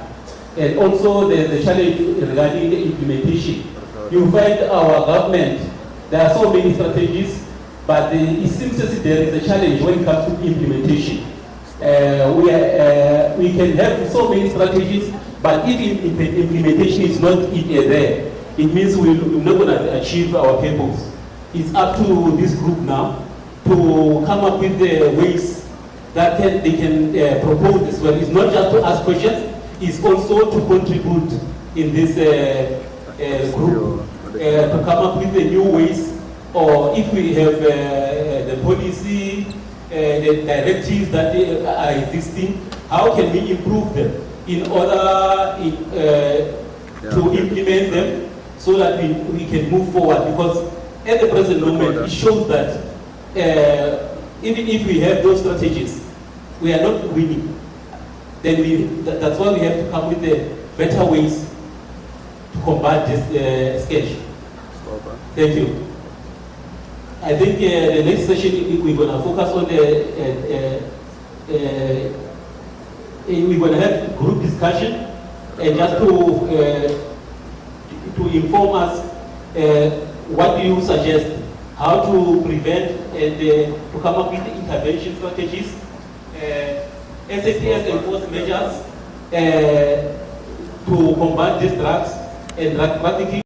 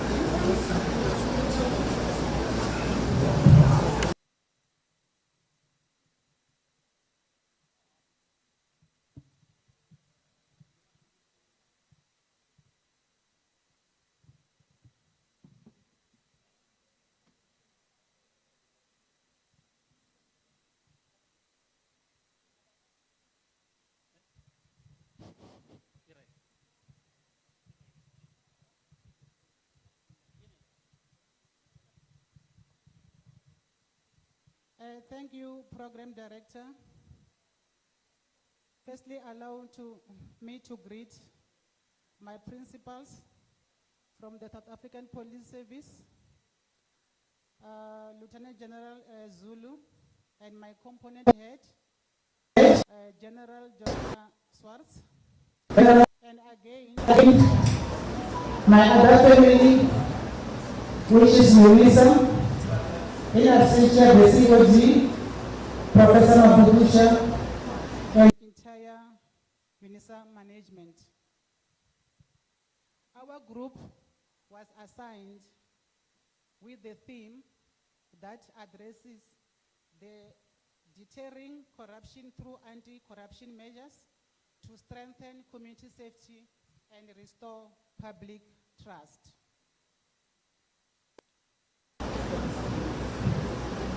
Our point of departure was to understand the meaning of corruption. We understand that yesterday we had a lengthy discussion of corruption. However, we felt it necessary that we should share with the House what the meaning of corruption. And according to our understanding, we said corruption is receiving and giving any gratification in return of favor. It is the abuse mechanisms that are there to assist people to steal from government for personal gains through the system of a value chain. That police include buying process and commission such as tender process. We know that is happening a lot, more especially in our organization. Again, understanding corruption, we said there are two players, the corruptor and the corruptee, meaning that there must be an offer and the offer of acceptance.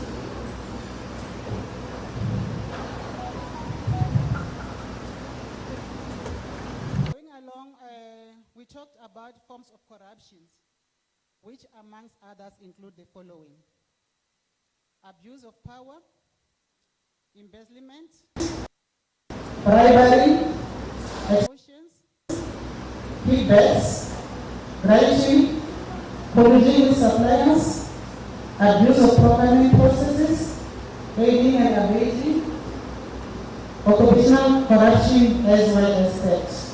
Those are forms of corruption. Then police, as this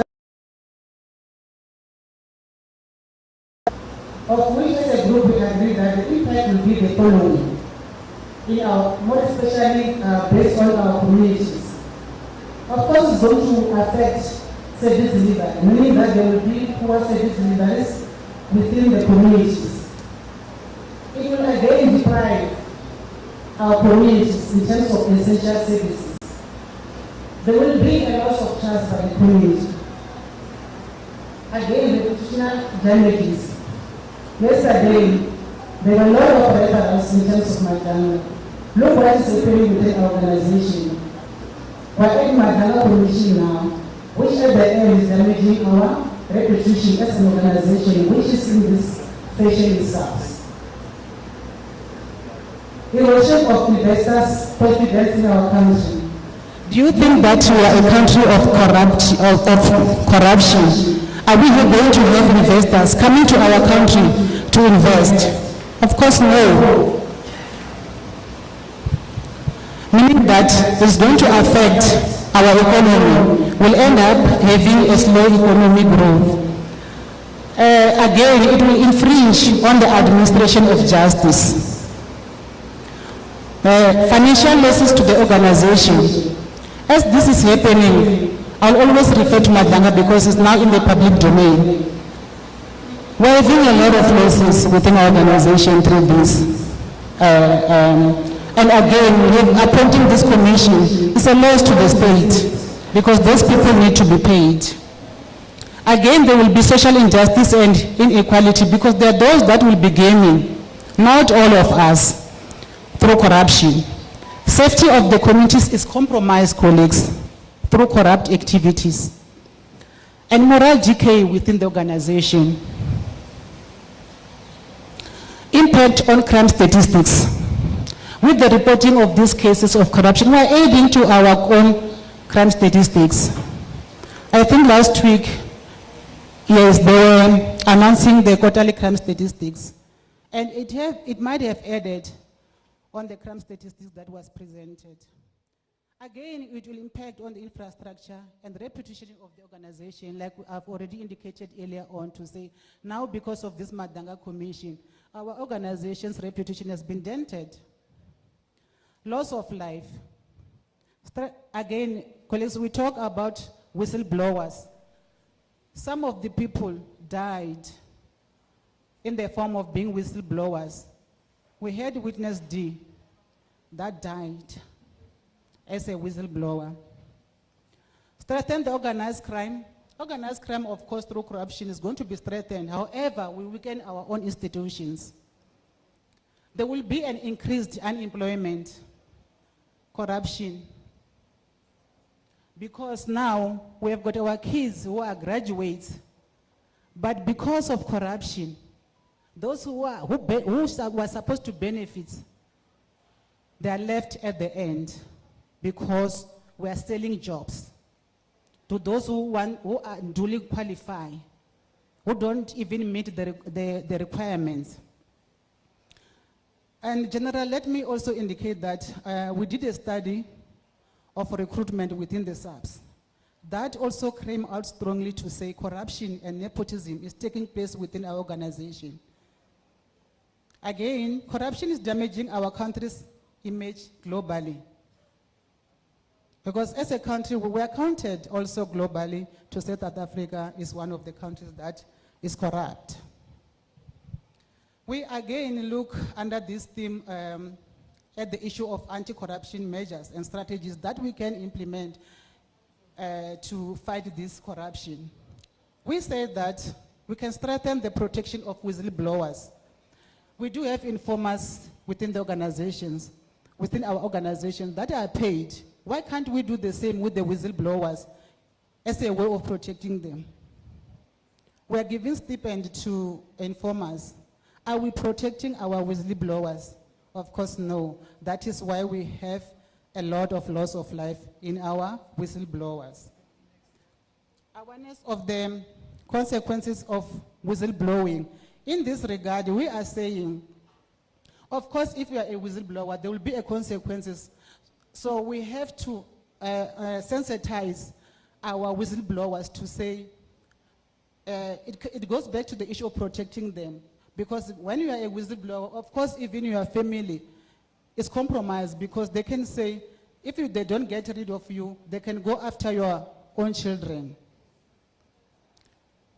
So we have to strengthen the protection of whistleblowers. Strengthen our internal controls. We talk about the things like port of entry, wherein there is coming in and out of, including the illegal immigrants who come to our country just for corruption purposes because they know that we are easy to be involved in corruption. And again, we talk about our own internal systems. For example, everyone, I think in the SAPS, we have got email, access to email, we have got passwords. It is easy to trace who was capturing the particular information because we are not allowed to share passwords within our organization. So we have to strengthen our own internal system in order to trace back the information. That is why most of the time now you look at the Madlanga, some messages that we send each other, they are resurfacing there. So meaning that through the control of our system by providing passwords to ourselves and everyone will be trying to eradicate this corruption. Community mobilization and communication. We agree that we should be able to mobilize the community and sensitize them about this corruption that is taking place. Because we agreed as a group to say, it's not only the police, for example, even the community have a hand in this corruption because this brings us back to the issue of active and passive corruption, because now you are coming with a bag of money, or that Willis bag that you have seen trending. Then you see these poor police officers. What are you doing as a community? Temptations, of course, they are there. So we should try to communicate, to educate our own community. We can do that through our own communication channels, like the Meta that we know, where we have got X, we have got Facebooks. Fake information and calls in collusion with the SAPS members. For example, false recruitment. You find that maybe they say, send for you in order to be a police, you have to pay so much. Go and pay money at PEP. Have you ever seen a recruitment paid at PEP's store or whatever? That is a scam. So we should be able to stand up and say, let's work with our community so that we eradicate this kind of false information. Advocacy session with our members. Imbizo through social crime prevention. Social crime prevention should stand up now and say, let's go to schools, let's go to any social platform where we'll educate our communities about this corruption so that they mustn't fall within the scam of this pandemic. Proper or advanced vetting process. Vetting. Yesterday, General talked about someone having X3 and the other one will have X4 until the number is finished. Now you find me a poor colonel. I'm not poor anyway, I'm a colonel in the SAPS, I'm getting paid. But driving the last number. And I'm staying in the 5-story house. And I've got all kinds of life. I don't want to mention that other ones that is now trending. You know what I'm talking about. So, and you ask yourself to say, this colonel, what is her source of income except being a colonel? So we need also a proper vetting, lifestyle audit, a proper vetting in such a way that we are also recruiting criminals into our organization. Hence, I'm saying that we did a study, General, to say we need a proper vetting. Proper vetting including going to the community and ask about the behavior of that particular person. But our vetting process, it ends here. We don't go as far as going to the community and ask about this person.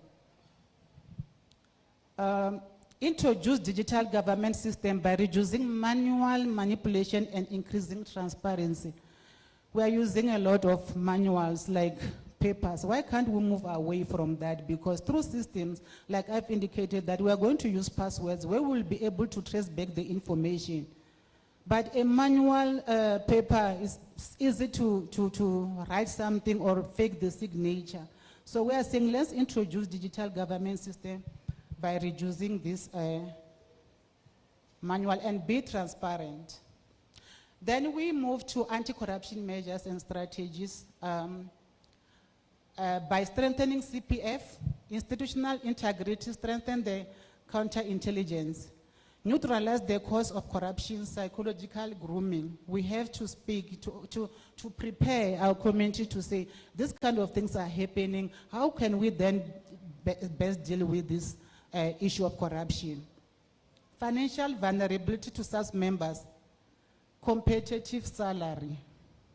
It was said even yesterday to say, that is peer pressure. We just want to compete with each other and it will never be the same. General said a mouthful yesterday to say, we have to appreciate that I was sleeping on the floor, now at least I'm on a bed. That on its own is a blessing, but we are not getting enough. Accountability. Appetite of leadership to implement. We are saying that, General, I'm sorry to say that, my apology. We are not taking accountability into action. Because now, if we look at what is happening at Madlanga, the senior managers, none of the constables are appearing there. Now, are we taking responsibility? Are we taking accountability in whatever that we are doing? Do we have appetite of leading? No consistent application of rules or strategies. It applies to certain individuals. We are not consistent in whatever that we do. That is why we are opening doors for corruption. Network providers to assist, then the partnership will be strengthened. Capacitation of investigation units. But we are not just saying that we have to capacitate. We are saying that we should have people who have got morals, people who have been vetted, because it doesn't help to capacitate those investigation units, but we are still having people who are corrupt. Early warnings and continuous vetting, we have said multiple, enforcing anti-corruption laws and ensuring that there are severe penalties for corrupt activities. That goes back to the issue of consequence management. What are we doing? Now that we have this commission that is going on, what is going to happen? The country is waiting to know what will be the, are we going to implement? What are we going to say about those findings? I, for one, am waiting to hear what will be the consequence management that is going to be implemented.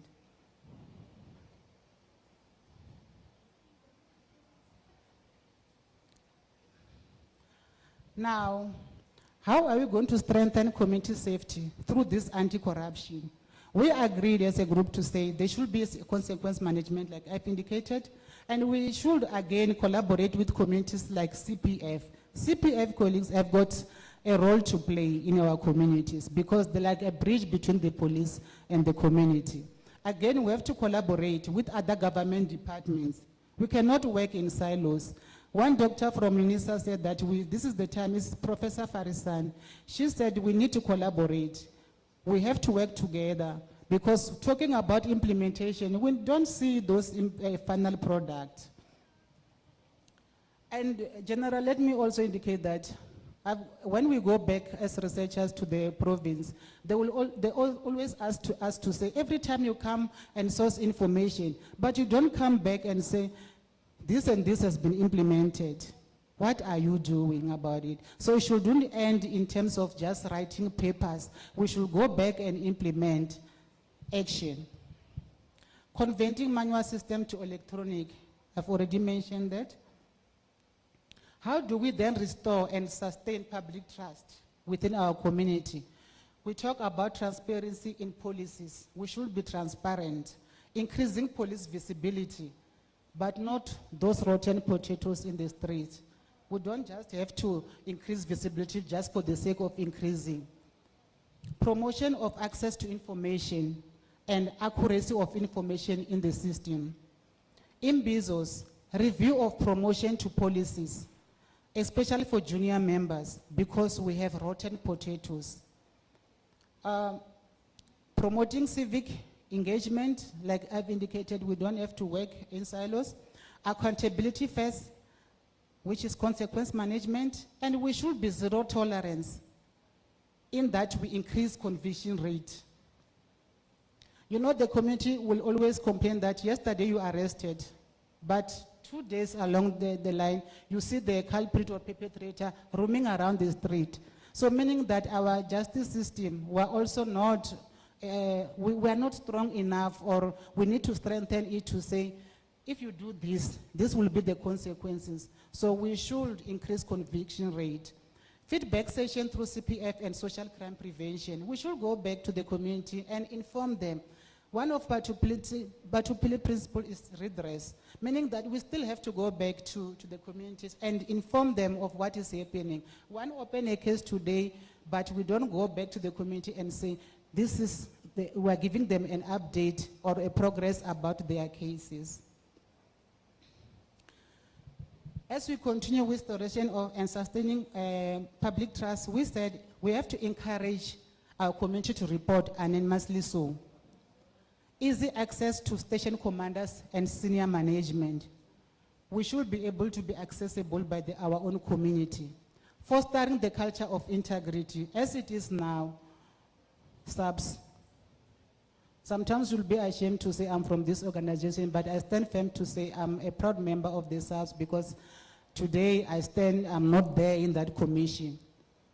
Domestic policy, proximity, engaging with the community in their own homes. We don't have to wait and say the community should come to us. We should have that policy to say now we have to walk to our communities in order for them to reach us, because not everybody has got a way to reach our police stations. Beef up manpower and resources to restore the trust in community. School engagement through crime prevention and conducting awareness on corruption. The last one, we said, what is it that we are going to do? What will be the way forward and recommendations? We said we should have decisive anti-corruption strategy. General, some of the policies needs to be reviewed. Some of the policies, maybe they are there even before when I was born. When are we going to review them? Community to be sensitized about corruption. And again, this one came out strongly from our group, General, to say we have to do enforcement of life, we have to enforce lifestyle audit. Like I've said, you find that a person is having more than he can or she can afford. So life audit style is very much important. And again, job rotation. We become comfortable in our own zone. You know the system. Now, even in your sleep, you can say, if maybe there are cases that have been opened, no, wait for me, I'm coming. Or even if they are handing in of firearms that are illegal, so no, don't register them, I'm still coming. And the next thing you find out, those firearms have been involved in the commission of crime, but they were supposed to be in SAPS 13. So we should be able to rotate jobs to avoid this kind of corruption. Regular update to the community, consistent application of policies and implementation of internal controls. Expedite the finalization of corruption cases in court. A case shouldn't wait for long to be finalized, meaning that we have to work together with our courts. Let's strengthen our criminal justice, because it starts right from the police who will be doing their job, investigating, going to court, but it will take time for the cases to be finalized. That on its own, it discourages the community to further report criminal activities. Continuous review police or service standards. Like I've already indicated, General, this is time that we have to review some of our policies because they are long overdue. Safety of anti-corruption strategies, safety of anti-corruption investigation of our investigating officers. Allow me, General, to pause here, and thank you very much. I'll then pause for questions. Thank you.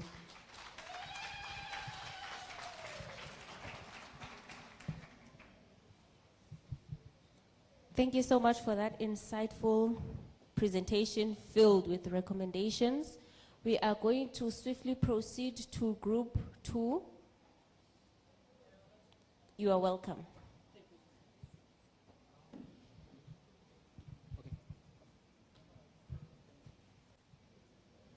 Thank you, General Zulu. Protocol observed. Colonel Dr. Vilagazi from South African Police Service, Component Research. Our group is Group 2.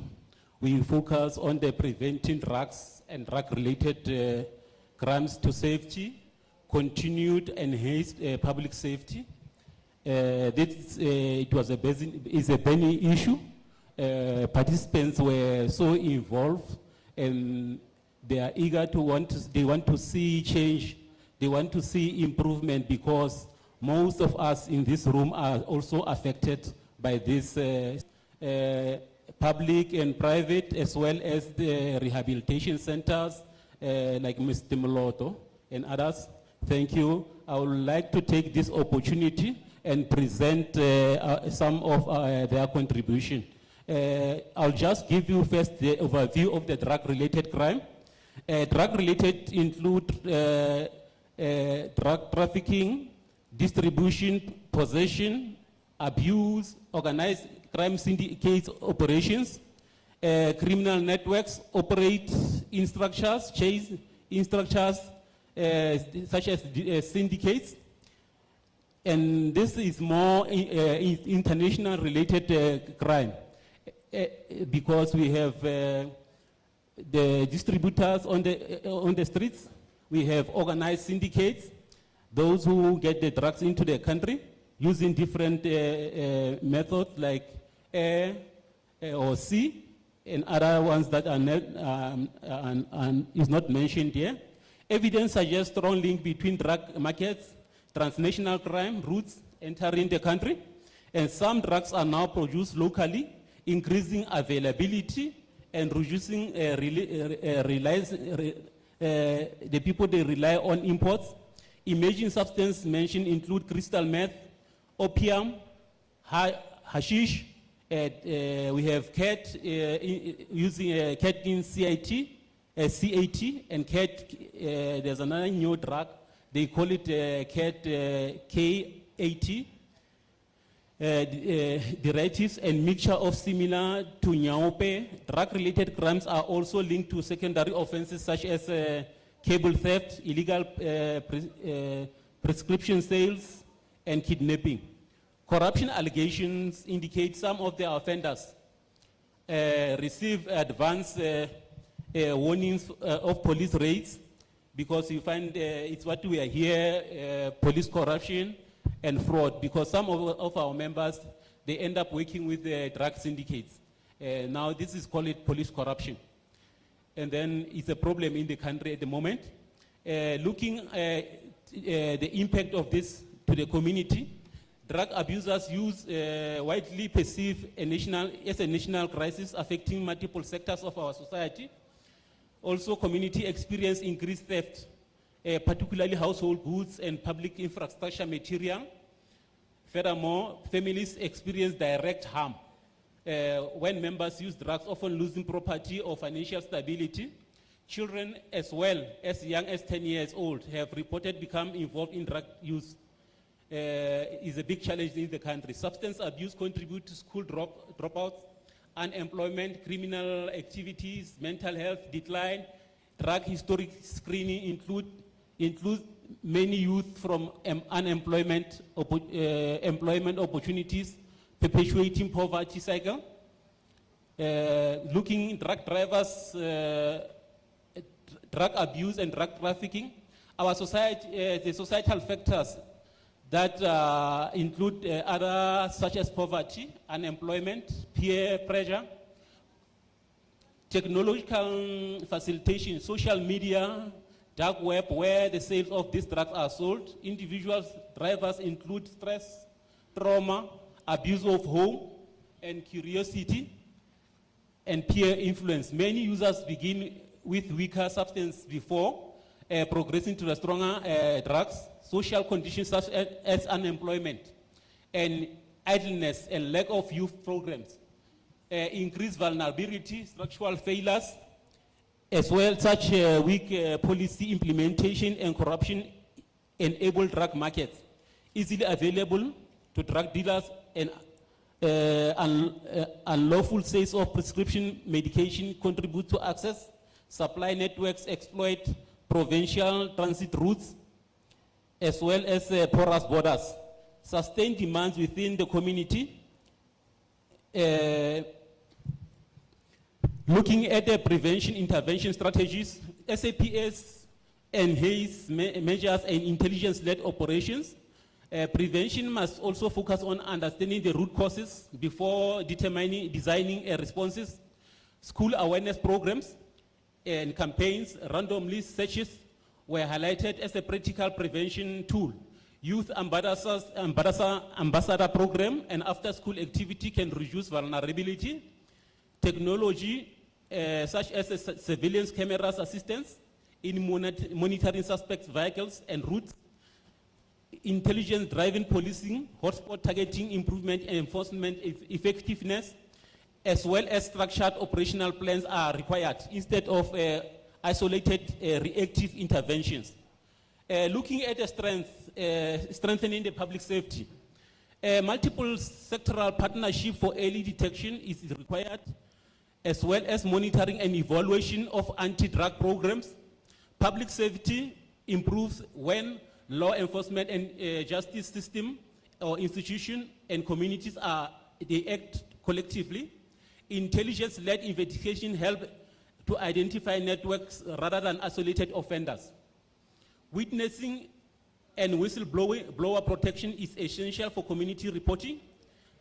Multi-agency coordination strengthens enforcement as well as the prosecution processes. Weak and repeat offender release undermine deterrence. Effective rehabilitation reduces repeat offenders. Building community trust and participation. Reporting mechanism, whistleblowers protection in drug-related is necessary. Community reporting is critical to identify drug activities and prevention. Youth should be empowered as peer educator, ambassadors against drugs. Former users can provide insight into access routes as well as prevention gaps.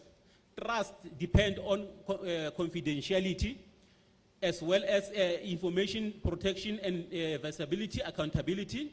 Partnership include police, NGOs, schools, social services, and community forums. Incentives such as the stipends were suggested by Mr. Mulot as well to sustain community structures assisting police such as the CPFs. Public awareness campaign should be encouraged, speaking out and seeking help. Furthermore, resolutions that the House suggested include interdepartmental collaboration between the government agencies, including NPA and other law enforcement agencies and the community groups. Strengthening the process of criminal justice system is necessary. A stricter punishment and zero tolerance for drug dealers within the community. CIMEC at the station must start identify hotspots at the station level whereby dealing in drug dealing takes place. This is necessary also for the government as well as the law enforcement agencies to create budget within e-structures to compensate forums like such as the CPF to encourage those members to continue work to assist police. Understanding the root cause resulting to substance abuse is necessary. Thank you, General. I'm done. Thanks.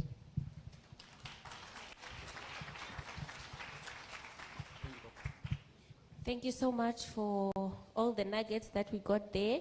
We are going to ask the last but not the least group to come quickly present to us some of the points that they have. Can you see? Yeah. Can you see? Yeah.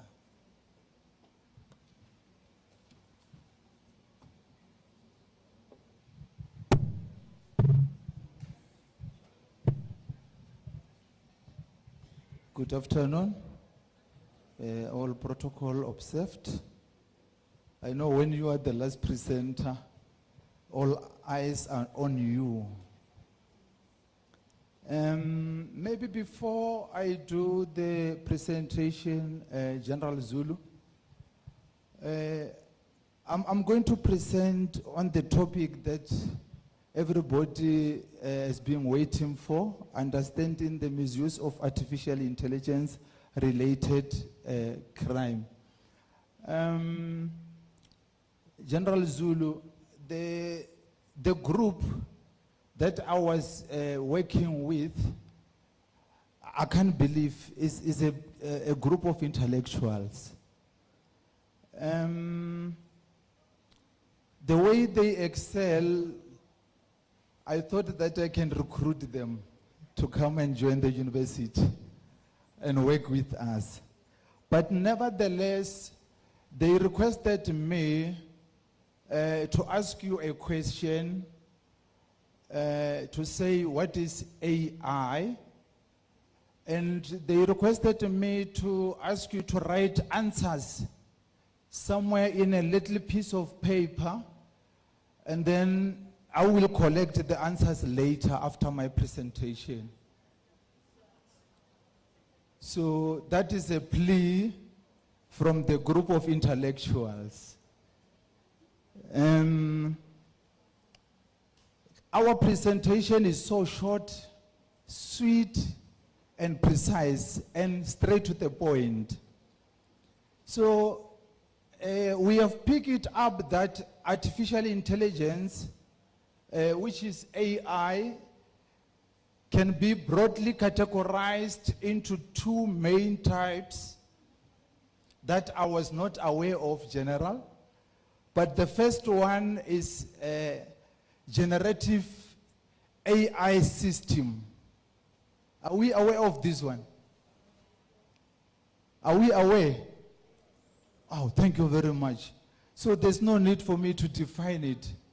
But for the sake of the group, they said that generate such as text, images, audio and video, leverages for both constructive and harmful purposes. They also say for the second category is agentic AI. Are you also conversant with this one? Genetic AI. So they say this one involves autonomous bots working on content without human intervention. So in other words, it's created by attackers. So when it comes to the definition of the two, we are saying that artificial intelligence can be used to obtain blueprints for manufacturing and distributing drugs and methods for distributing illicit products. We are also saying, or let me say, the group is also saying that internet platforms like Google, Gemini, or ChatGPT can provide ideas to assist individuals as well. So, including criminals in brainstorming plans, using maps and GPS to analyze traffic and routes.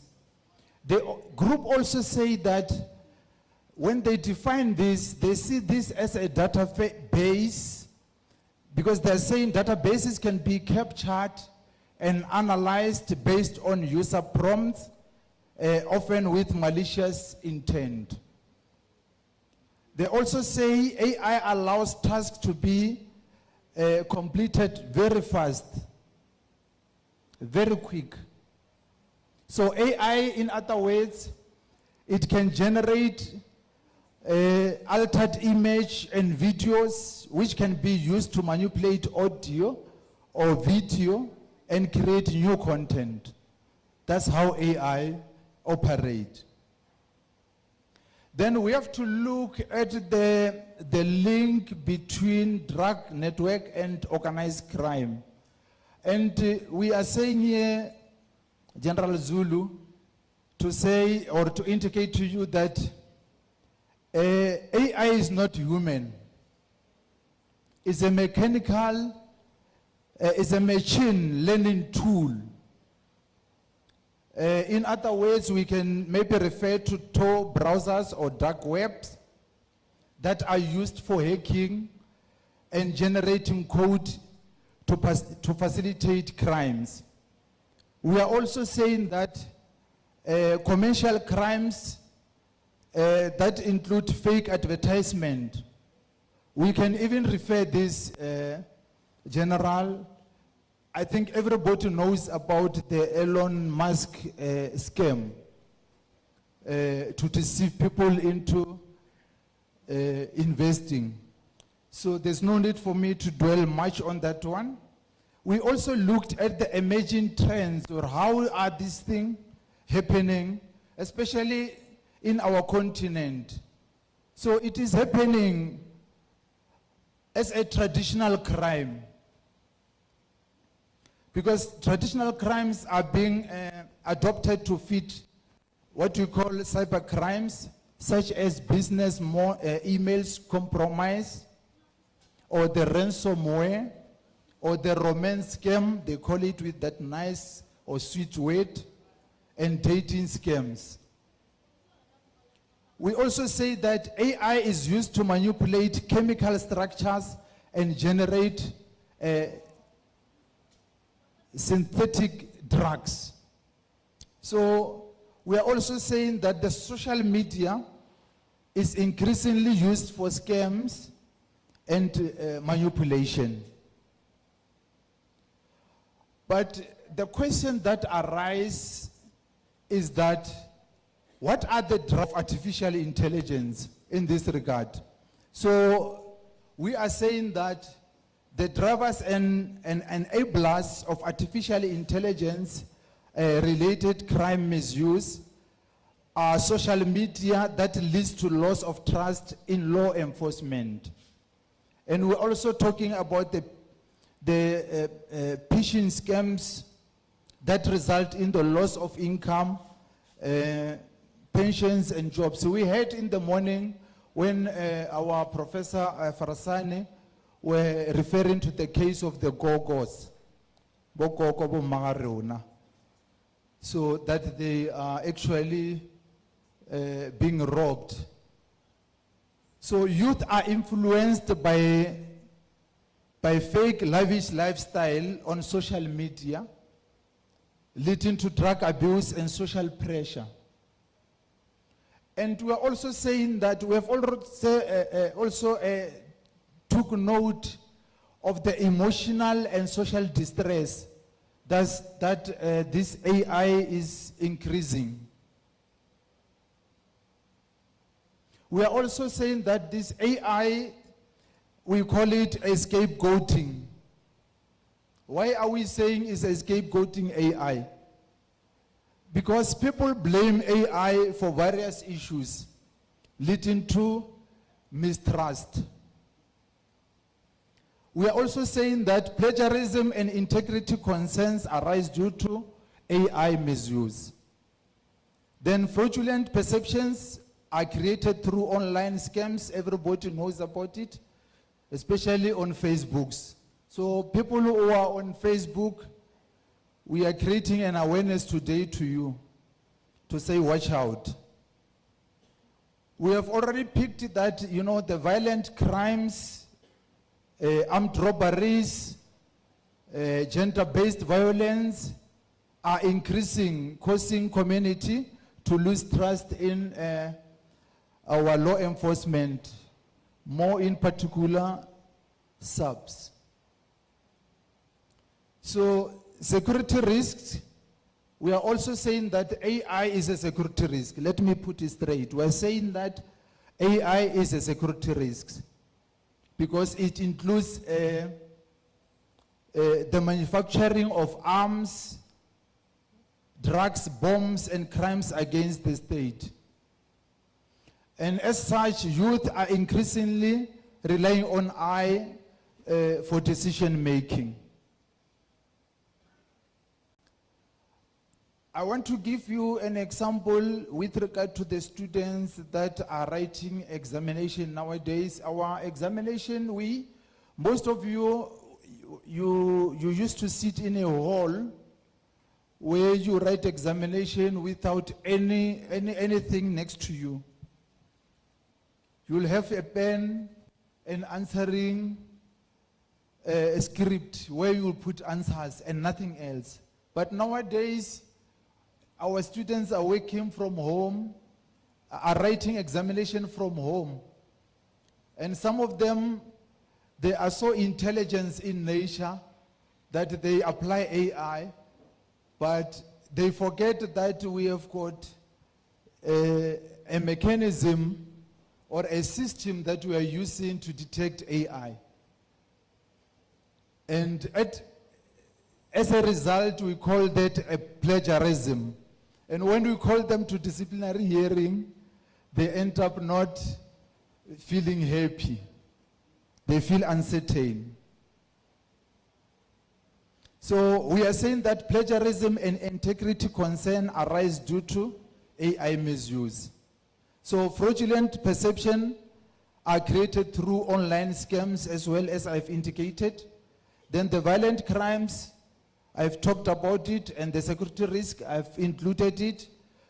And lastly, I will say AI is being used to plan and commit suicide, posing risks to children. I was told today in our discussion that people can, these students can even, or these children of us, can even utilize the cell phone to ask the cell phone, or how can I commit suicide? And the AI will tell you how to commit suicide. So AI, I will call AI general to say AI is an enemy. It doesn't come from the group, it comes from me as doctor to say, I call AI an enemy to our children today.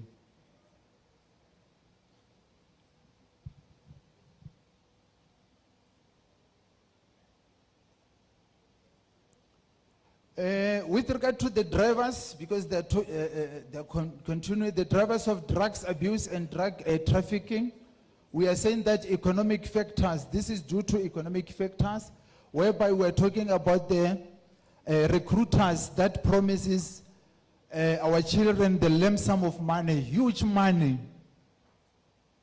They attract our kids with a lot of money. That is nowhere to be found actually, just to grab them. And there's what you call greed, which is a major driver. It drives people. We also thought of social economic circumstances, where unemployment play a vital role. So we're also referring to wealth disparity, and we're also saying because of this demand and contribute to drugs abuse and trafficking, those who are unemployed, when they see this money or these messages coming to their cell phones with false promises of huge amount, they use this as an opportunity. And we're also saying that AI is used as a financial gain, and the desire to quick wealth and motivating factors. Not forgetting the biological factors such as genetics, and can make youth more susceptible to drug abuse. And as I'm sitting here, I'm telling you that the criminals use AI to generate methods and ingredients for drug manufacturing. So they can just take the cell phone, go to the AI, and ask the AI to say, how can I generate, how can I manufacture drugs? The AI will tell them how to do it, and they will do it.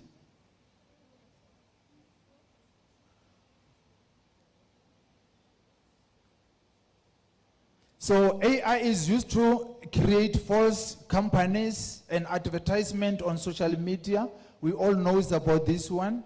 We can even use Thabo Bester's allegation that is on our Facebooks. So the traffickers use AI to detect unmonitored routes via GPS for transporting trucks. I'm 100% sure that as we are seated here, especially the generals, they want to hear the prevention and mitigating strategies to say, how can we prevent this from happening? The group of intellectuals indicated that or came up with these strategies. I will just read them as they are. For you to note. The first one, they say, develop awareness campaign and programs to detect AI misuse. Secondly, implement firewalls as security measures against cyber attacks. Thirdly, encourage the use of books and libraries to verify information, and they refer to it as back to basics. Another strategy, benchmark tool and strategies with other countries. In other ways, they say, they even give an example to say we must look at the North Korea to say how do they do this? How do they prevent this from happening? Because our children, we are going to lose our children. So they also recommend or provide a strategy and say, train police officers and court officials on AI-related crimes and dockets. Invest in advanced technology to address emerging trends. Reform ICASA, we heard this morning, one of our professors talked about this ICASA. I think it was Dr. Morodi in his opening, where he talked about the ICASA legislation. We are also saying that the ICASA legislation framework needs a reform.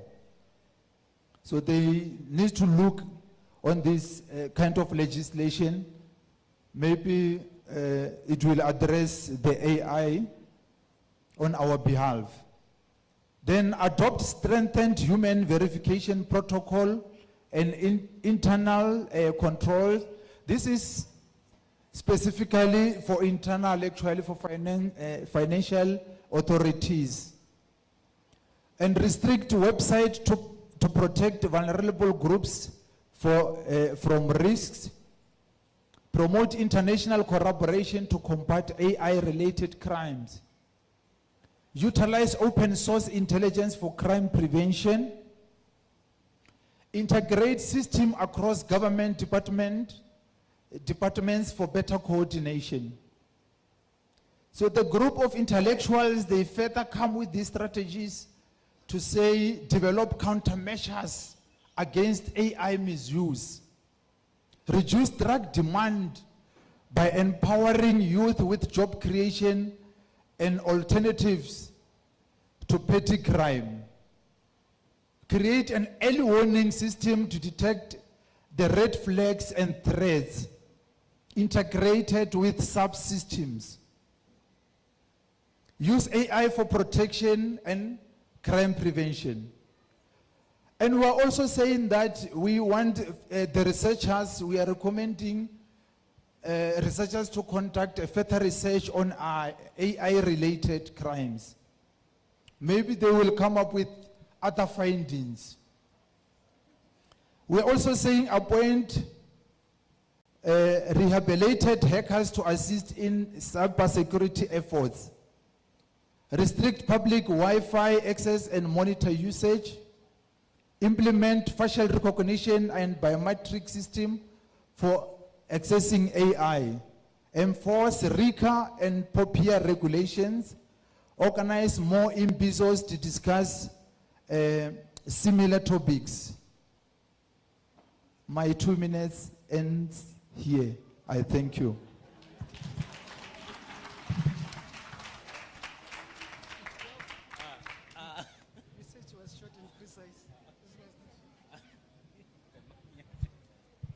Thank you so much, Doc. That was a mouthful. We'll go through the YouTube videos again and again and again for all the recommendations. Right now, before I give Doc, General, can I quickly squeeze in two important speakers? 2 minutes each, so that we can close and go home and rest. Dr. Marakalala, 2 minutes. I'll be standing here and I'll come closer if you take more. And Gerald Swartz, I'll come closer if you take more than 2 minutes. Good day, everyone. I just want to start by not repeating the ranking and the announcement that the previous speaker already did. I will only introduce the team that are from Youth Network Engage Scholar Project, from Department of Police Practice, School of Criminal Justice, College of Law. We are hosting here as a Engage Scholarship. We have to make sure that we only present the research plan. Because we are here, you presented the papers for publication, and I know in your mind now is for implementation and to follow up the strategies. Here we have teaching and learning.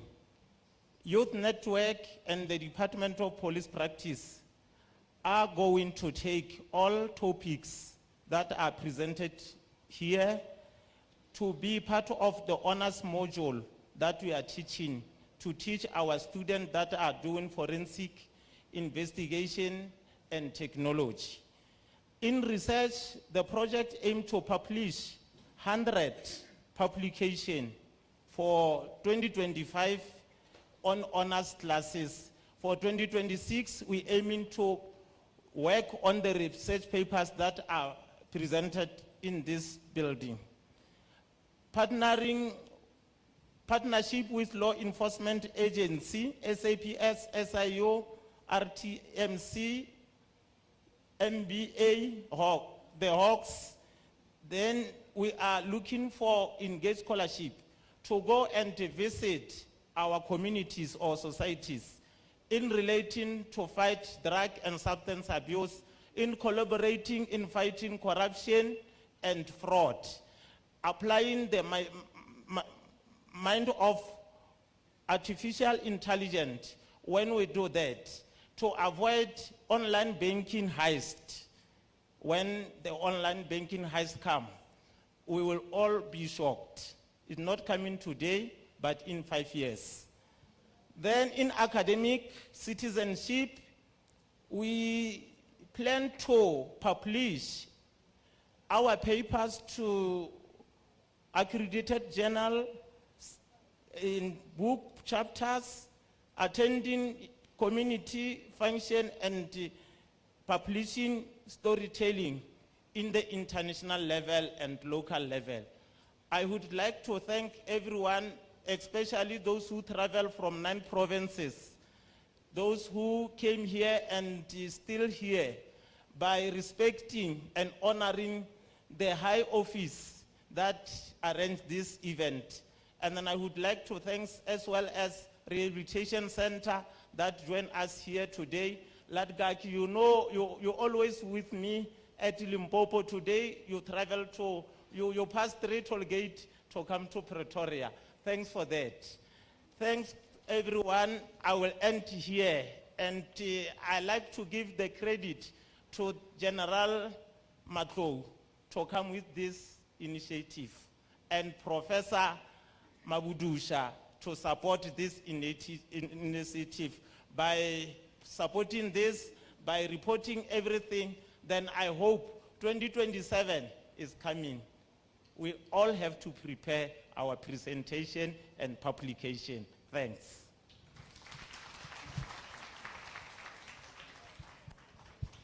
Thank you for keeping to time, Doc. We appreciate that. Now I'm going to call General Swartz. He also has a very informative, very key, but brief presentation. Welcome. Afternoon again, everybody. I think the operative word is brief, so I'll keep it brief. We had this quick survey that we asked people to complete. It was voluntary, but we appreciated the response. So we have 93 people that did respond. And we asked 4 questions. The first questions are a bit unfair because we're in an environment where we are very anti-corrupt activity, behavior based at the moment. Everybody talk about it, so the responses will more or less all say, yes, we will report corruption in the workplace. 2 or 3 people were more honest, and they said they won't. And there's nothing wrong with that, because we need to consider the factors that we spoke about earlier on. Also, we asked whether you would do a polygraph test voluntary if asked to do so. Most people said yes.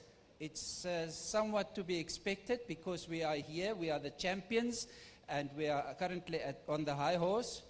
but when we're in the field, we might be tempted. Then, you know, a small thing might ask you to shake a little bit, and you know that even if you haven't done anything, the moment they put those things on you and they're going to ask you a question, you start sweating. But they measure your sweat, by the way. So, but nevertheless, the question that we wanted to get to is, and it's not necessarily true that everybody will be afraid, but we try to force a response and try to limit the responses. However, later on there were more options. So what we got was, of the 93 people, 48.5% said they would be afraid of being attacked or killed. That was followed by the fear of not having support by supervisors in the workplace, which is very relevant. And by the way, this is not about police, it's not about UNISA, it's about everybody in the room, wherever you are from. Then that was followed by fearing for dismissal from the workplace, you know, by your office, if you report something like that. Another one was being labeled as a troublemaker in the workplace. So even if you report something in workplace A and you transfer it somewhere else, you go with that label and people will see you as that troublemaker. And that's the fear of us. People can't let something of the past let go.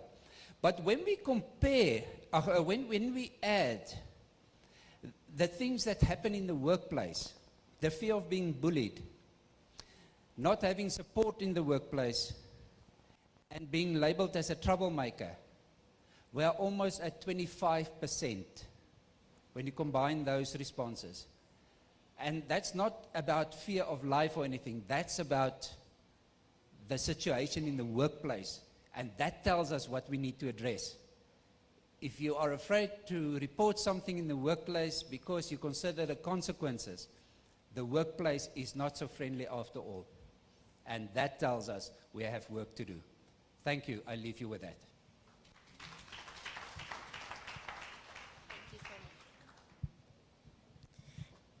Thank you so much, General. General was able to share a quick study with empirical evidence. That was nice, short and quick. Thank you so much for that insight, and it's very telling that after everything, 45% would be afraid of being attacked. So it says a lot about our community and the systems in where we are. So now I'm going to have a closing from UNISA before a closing from our honorable guests. Doc and the COD of Policing, May Mabudusha, please come. And we also are going to give you a lovely 3 minutes. Thank you.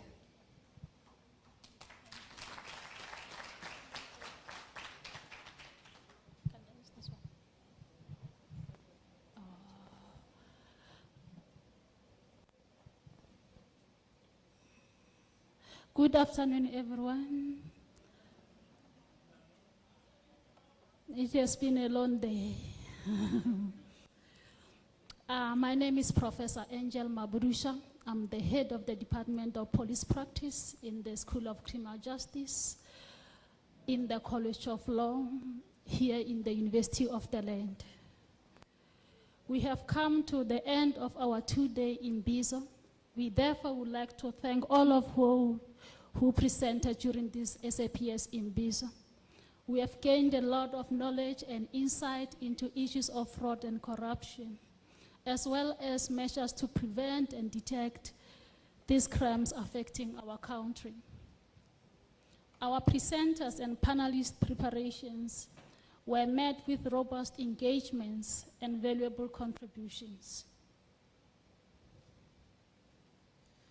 This reminds me of yesterday when General Zulu was speaking. You said, what we see in the country around fraud and corruption cases is a test of our integrity. In academia, we call this the attributes of graduateness, which includes being ethical, responsible, accountable, and having integrity. As the knowledge production industries, universities, when a student completes their qualifications, it is expected of them to demonstrate these attributes of graduateness in their future workplaces, in their social lives, and so on. Therefore, after this Imbiso, as the SAPS will be working on improving its trainings, development programs as the academic departments, we also are going to be at work. We will also reflect on our curriculum because our integrity is also questioned. When you were talking about integrity being questioned, you said our integrity is questioned. What I've learned from that is that you are not just talking about the integrity of the South African Police Service members only. You are talking about the integrity of almost everyone, including us in the academia. We are the ones that are doing teaching and learning. We are the ones that are offering certificates to potential police members. The questions that I was asking myself is, what is it after this Imbiso as academic departments we are going to do to improve our curriculum? Because if police members on the street are behaving the way that they are behaving, being unethical, not having the integrity that is expected of them, some of them are the graduates from the universities of this South Africa. Some of them are our current students. Some of them are current members of South African Police Service that are currently furthering their studies within the higher education systems in the university. Therefore, we are also challenged as the university to say our integrity is also questioned. And I must tell you that as the university, especially in particular the Department of Police Practice, when we see Bomatlanga Commission, when we see cases like the guy who shot someone, the guy who was an athlete, the manner in which an investigation process took place there. As the department, sometimes during our department meeting, we do talk about those cases and ask ourselves in our curriculum, what are we doing to make sure that we improve this type of services that are being displayed on media. And when we talk about police members who are qualified and seen that they are being unethical, as universities, we also get embarrassed. That is where I'm saying that our integrity is also questioned. What that means is that this Imbiso is also very important to us because it is an opportunity for us as the university to reflect. I'd also like to go back to what the school director, Dr. Murodi, talked about in the morning to say, that is why we are so serious about curriculum transformation for the South African Police Service to deal with fraud and corruption. As academics as well, we do have a role to play. So we look forward to collaborations that will improve our current circumstances as a country. And I'd like to say thank you to the organizing team led by Dr. Charles Marakalala. You have shown that the College of Law, School of Criminal Justice, Department of Police Practice, we are serious about expanding our horizons through collaborations. To General Zulu and all our guests from South African Police Service, we'd like to thank you for entrusting this important Imbiso to us at UNISA. We look forward to moving forward together with you and further engagement. To our program directors, ICT, media services, and catering, thank you so much for supporting this event. Last but not least, to the South African Police Service musicians, thank you so much for entertaining us. From myself, thank you so much and have a lovely day further. Bye.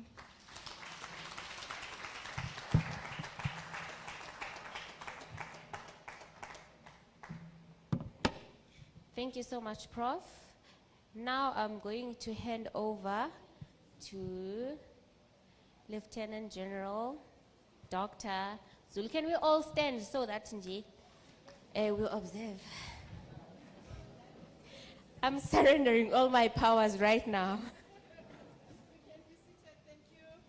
Thank you so much, Sengtong. Thank you so much. You may be seated. Thank you. Okay. Good afternoon, Prof. So people, they'll ask me, why you always call Angel? It's Prof. Angel. He's been like, for me like that. So I can't not even forget the surname because I've been knowing him for more than 2 decades, if I can be correct. So I've been knowing her. Thank you so much to the university, all the support that we have provided. We really appreciate our research institutions, civil societies, the management of SAPS, as well as the NPOs that we had today, Babumlot on the team that side, and also we had other people that were coming from outside, but it's within the SAPS. We had IPED, we had the Hawks, DPCI was also here, they're here also. Thank you so much for joining us. But I was in the commission, the first, is first commission, which was talking about the impact of corruption on drugs, drugs proliferation. And we appreciate the suggestion of collaborations, as well as the interventions that we spoke about as we're dealing with this topic. But there's an important thing that I would love us to look on that one. Whenever we come with the interventions, please let us come with the interventions that are still within the law, that are still going to be approved in the name of saying that this is the right thing. So collaboration is, remember, ethics champions call a spade a spade. He corrects where is wrong and appreciate when it's not right. Let us not solve a problem by problem. I'll give you an example, one of the suggestions, which I think the concept that was building, and say, no, we're going to sell the drug in a small portion. So that other one, they're selling it 50 rand, we're selling it 5 rand, so we are going to get the people into our center. As soon as they get to the center, then we take them to rehabilitation. That is a no-go zone area. So collaboration, it goes with ethical issues. You must trend with ethics, you must trend with integrity, you must trend of doing the right thing.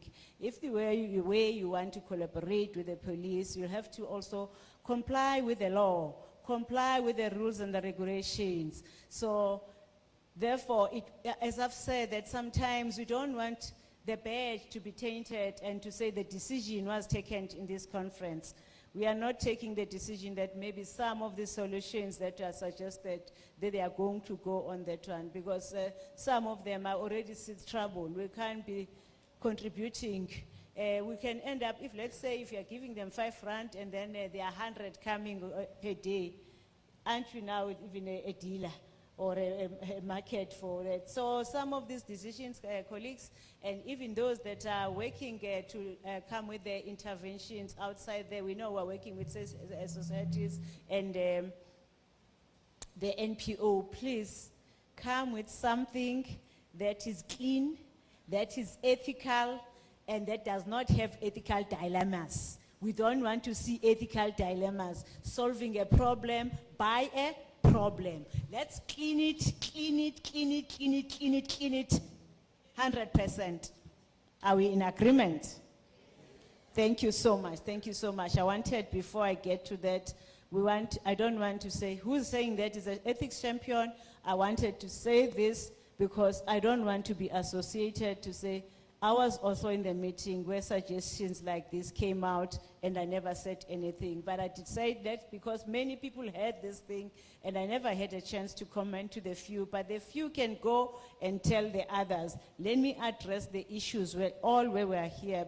That is what I picked up. They might have another, I did not go to all the groups. There might be also, maybe you've picked up with the group. I hope the people that were leading that, they've corrected those suggestions that will be against the law. So please let us make sure we do, right thing. So I'm going back to the history of Imbizo.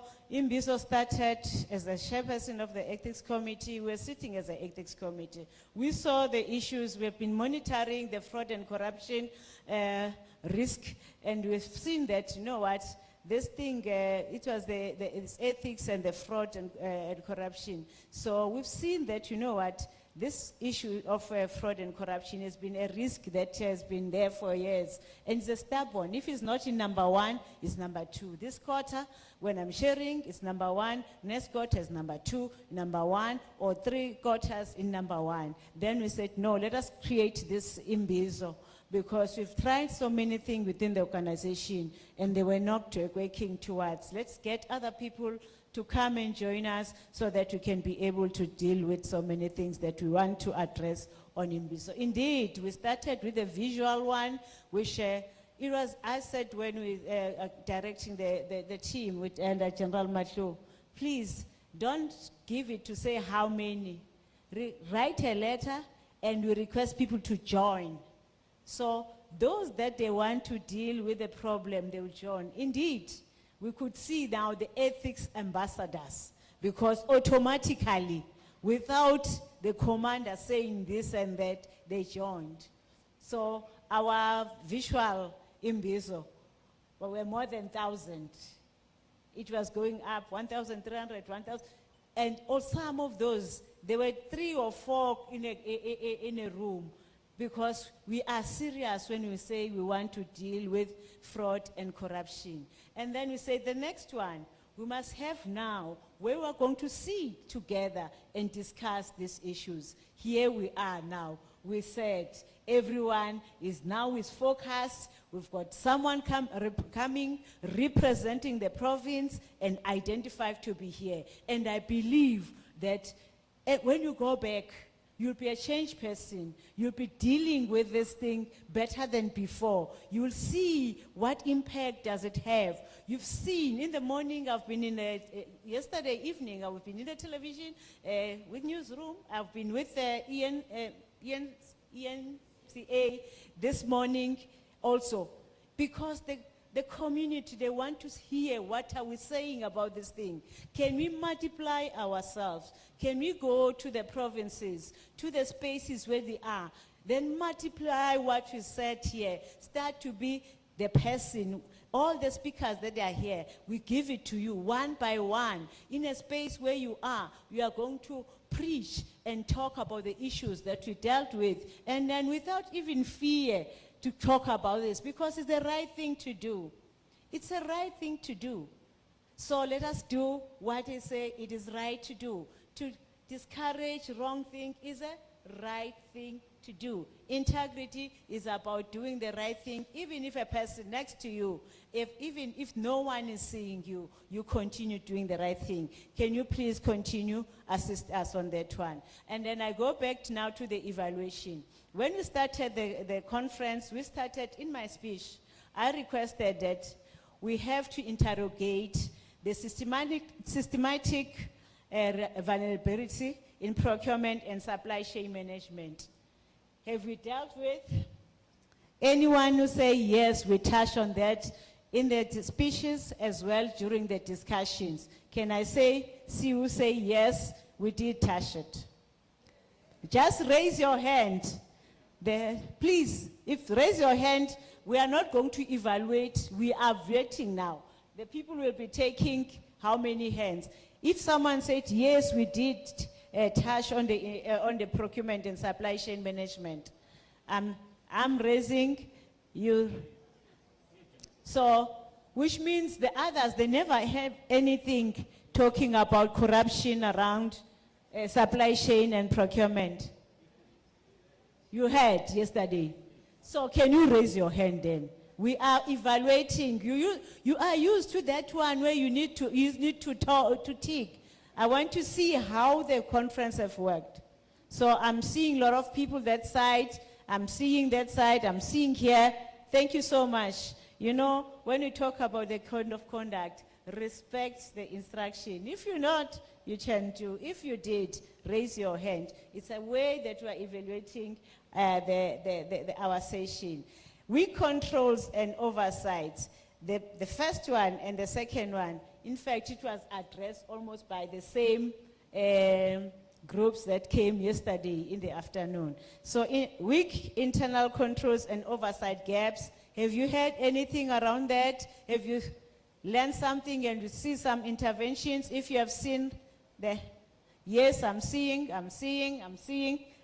that side. Thank you so much. So which means those that were listening and those that did pick up that we are looking in terms of these issues. The culture of silence that protects the wrongdoers, where we are looking at things and then turn a blind eye as if you don't know it. So did we touch those issues? Even today, we still, even with the presenters. If you say yes, you've picked it, you're clear with it, I'm seeing that side, the hands are up, our hands are up. Thank you so much, colleagues. That is what is important. If the issue of the whistleblowers, did we touch on the whistleblowers? Did we touch on how are we going to deal with them? I'm seeing yes, yes. Thank you so much. Thank you so much. You are protected. The issues of behavioral drivers, your greediness, your entitlement, which all contribute. For me, I was in this impact of corruption on drug proliferation, issues that were contributing towards the drug proliferation and corruption were touched. So did you get any from yesterday, today, on the issues of the drivers for fraud and corruption? Thank you so much, thank you so much. That is the evaluation of this particular program. And then the other one, we have to talk about the communities. We said if we can be able to deal with unethical behavior and we can be able also to do the right thing, then we'll be able to gain the public trust. During the discussion, did we touch on how are we going to gain the trust from the communities so that we can be able to get the information and share intelligence with the communities? Did we touch on that? Thank you so much. The victims will now report crimes. Did we engage in terms of when we do this, we come up with this plan from Imbizo, then the victims will be able to now come to us and report crime. Even on that one, when we're there, someone will say it is not even bothering other people to report because there's no feedback that they are getting. So we discuss on that one. Have you heard that one? Yes, we touched the victims of crime and then reporting back on that one. The witness to come forward, we touched the witness together with what? Whistle blowing. Because you can be a witness, but you must be protected because most of the witnesses, they don't want to come forward because of not protected, being afraid. We've touched that one. The whistleblowers will remain silent if we don't provide protection. Did we touch that one? Yes, we touched. Then the last part of it was talk about the actions that we need to take, decisive actions to deal with fraud and corruption. This is one. I said strengthening the consequences, the consequence management. Did we touch that one? Strengthening of consequence management? The presentations you're talking about these issues. Secondly, protecting and empowering whistleblowers. Did you talk about it? Yes. And then modernizing systems and controls. We're talking about technology, 2 minutes, 2 hours. Yes. He said, I took my 2 minutes. You forgot to add an hour. So remember, even after we get into detail on that one, thank you so much because it was more even elaborative from what we had from in the morning. But thank you so much. We really on that one because the subject that is still, we are still grappling a bit in terms of getting there. Thank you so much, Doc. And then leadership and accountability. Did we touch about it? We are going to be accountable as leaders, as commanders, as well as the supervisors. And lastly, it was a partnership, collaboration. Did we touch about collaboration? Did you touch about collaboration? Oh, thank you so much. The last part, we're saying that when we are here, we are saying that not all the police officers, they betray the oath. There are very few that are betraying the oath or the code of conduct, the oath that they've signed. There are very few. But we affirm to say that as South African Police Service, there's an overwhelming majority of SAPS members that are doing good job on the ground. And they are dedicating themselves. They are serving the country with integrity. And we say we want to protect them Because when the things are out like that, with the commissions and the inquiries, all of us, we tend to be painted red. And then those issues, they end up affecting the morale of our members. We are saying that to the majority, which is the truth, and the truth and the only truth, which is the overwhelming majority members of SAPS. We are saying thank you. Continue doing the good job. Where you made faults, where you make faults, please correct them. Those that have started doing the wrong, there's time also to repent. Come back. There are ethics ambassadors in all the provinces. There is ethics office under General Maslow. General Maslow will be communicating the office number on the email users.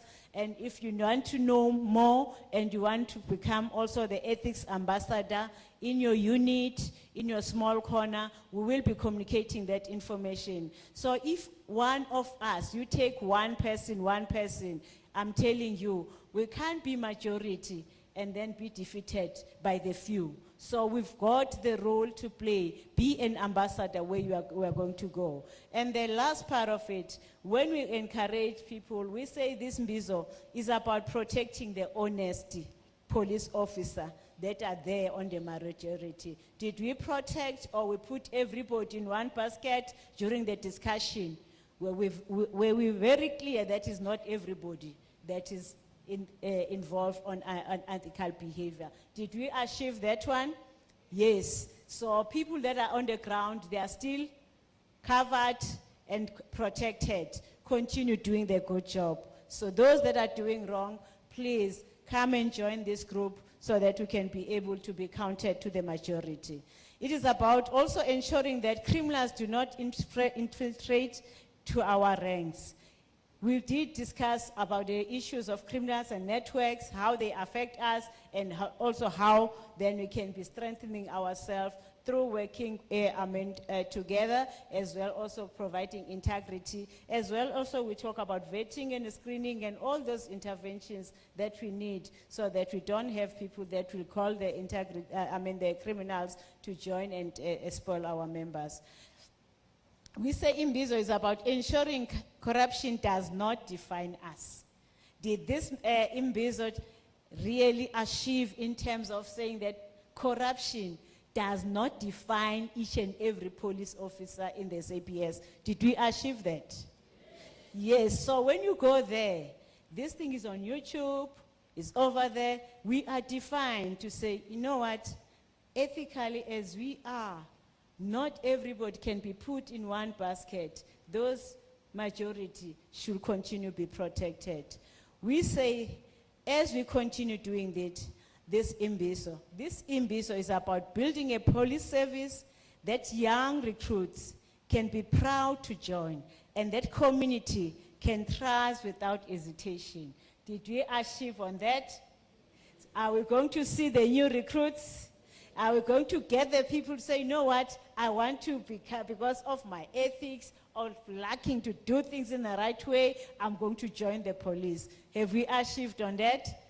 Thank you so much. Thank you. I really appreciate from the organizers. I really appreciate for everyone who contributed in this time. Thank you so much, Unisa. I want even starting from yesterday, Prof, I'm just thanking the whole management of the university. Thank you. Extend our appreciation, extend to everybody who contributed towards this success. Hey, I'm coming to eat lunch here. The lunch here, they say it's open from 11 to 2 o'clock. So if you want to come and say, instead of eating, you can come and eat in I'm promoting you now. Thank you so much. The lunch was very nice. We really appreciate it. Did a good job. To the organizers, General Matthew and Prof, thank you so much for the work that you're doing. Thank you so much. We appreciate the IT at the back. Thank you so much, our SAPS IT and the UNISA IT. Thank you so much for the good work that you are doing. Oh, the camera, it makes me beautiful. Every time when I look at myself, I say, yeah. Thank you so much. You made us, everyone, we know, I will be seeing there on the screen when it comes, then people will say, yeah, they've seen themselves. That's what encourages, that's what everything is about. You say how. Someone, when I was looking, said, I never saw this person, but during lunch, I went to look for the person because I saw them there. It had the pupils and it achieved their pupils. Thank you so much, the guys that were working on the YouTube. So thank you so much. There are people, also those that are connected on the YouTube. Thank you so much for being with us. We know that you are online. We know that you are commenting. We know your contribution that you are making on the online. Thank you so much. We'll be looking to the comments that you have provided on the YouTube, and we'll try to integrate those comments. We know that on the YouTube is not only the police only that are there, you also have the community members that have joined on the YouTube. Continue to support us. Continue to assist us to deal with fraud and corruption. We want to bring back integrity and make sure that each and every police in the office, in the South African Police Service, we are defined by integrity. The mini or the small majority, the small portion of those that are creating the problem, we want all of us to be defined by the good work that you are doing. Thank you so much, and thank you to the team. We really appreciate it. But now, lastly, I want to thank this person. I nearly forgot. Thank you. I nearly to forget this person. But before I introduce this person, allow me that this person, this conference, if this person was not here, or if this person did not do anything, it was not going to take us anywhere. So we could get the food, but this person, if this person did not participate from the beginning when we are planning to be where we are, this was going to be. And that one is not General Matlo. I've already thanked General Matlo. It's not here. It's not Prof. Because they could do this job, but if this person is not here, we're not going to. But who is this person?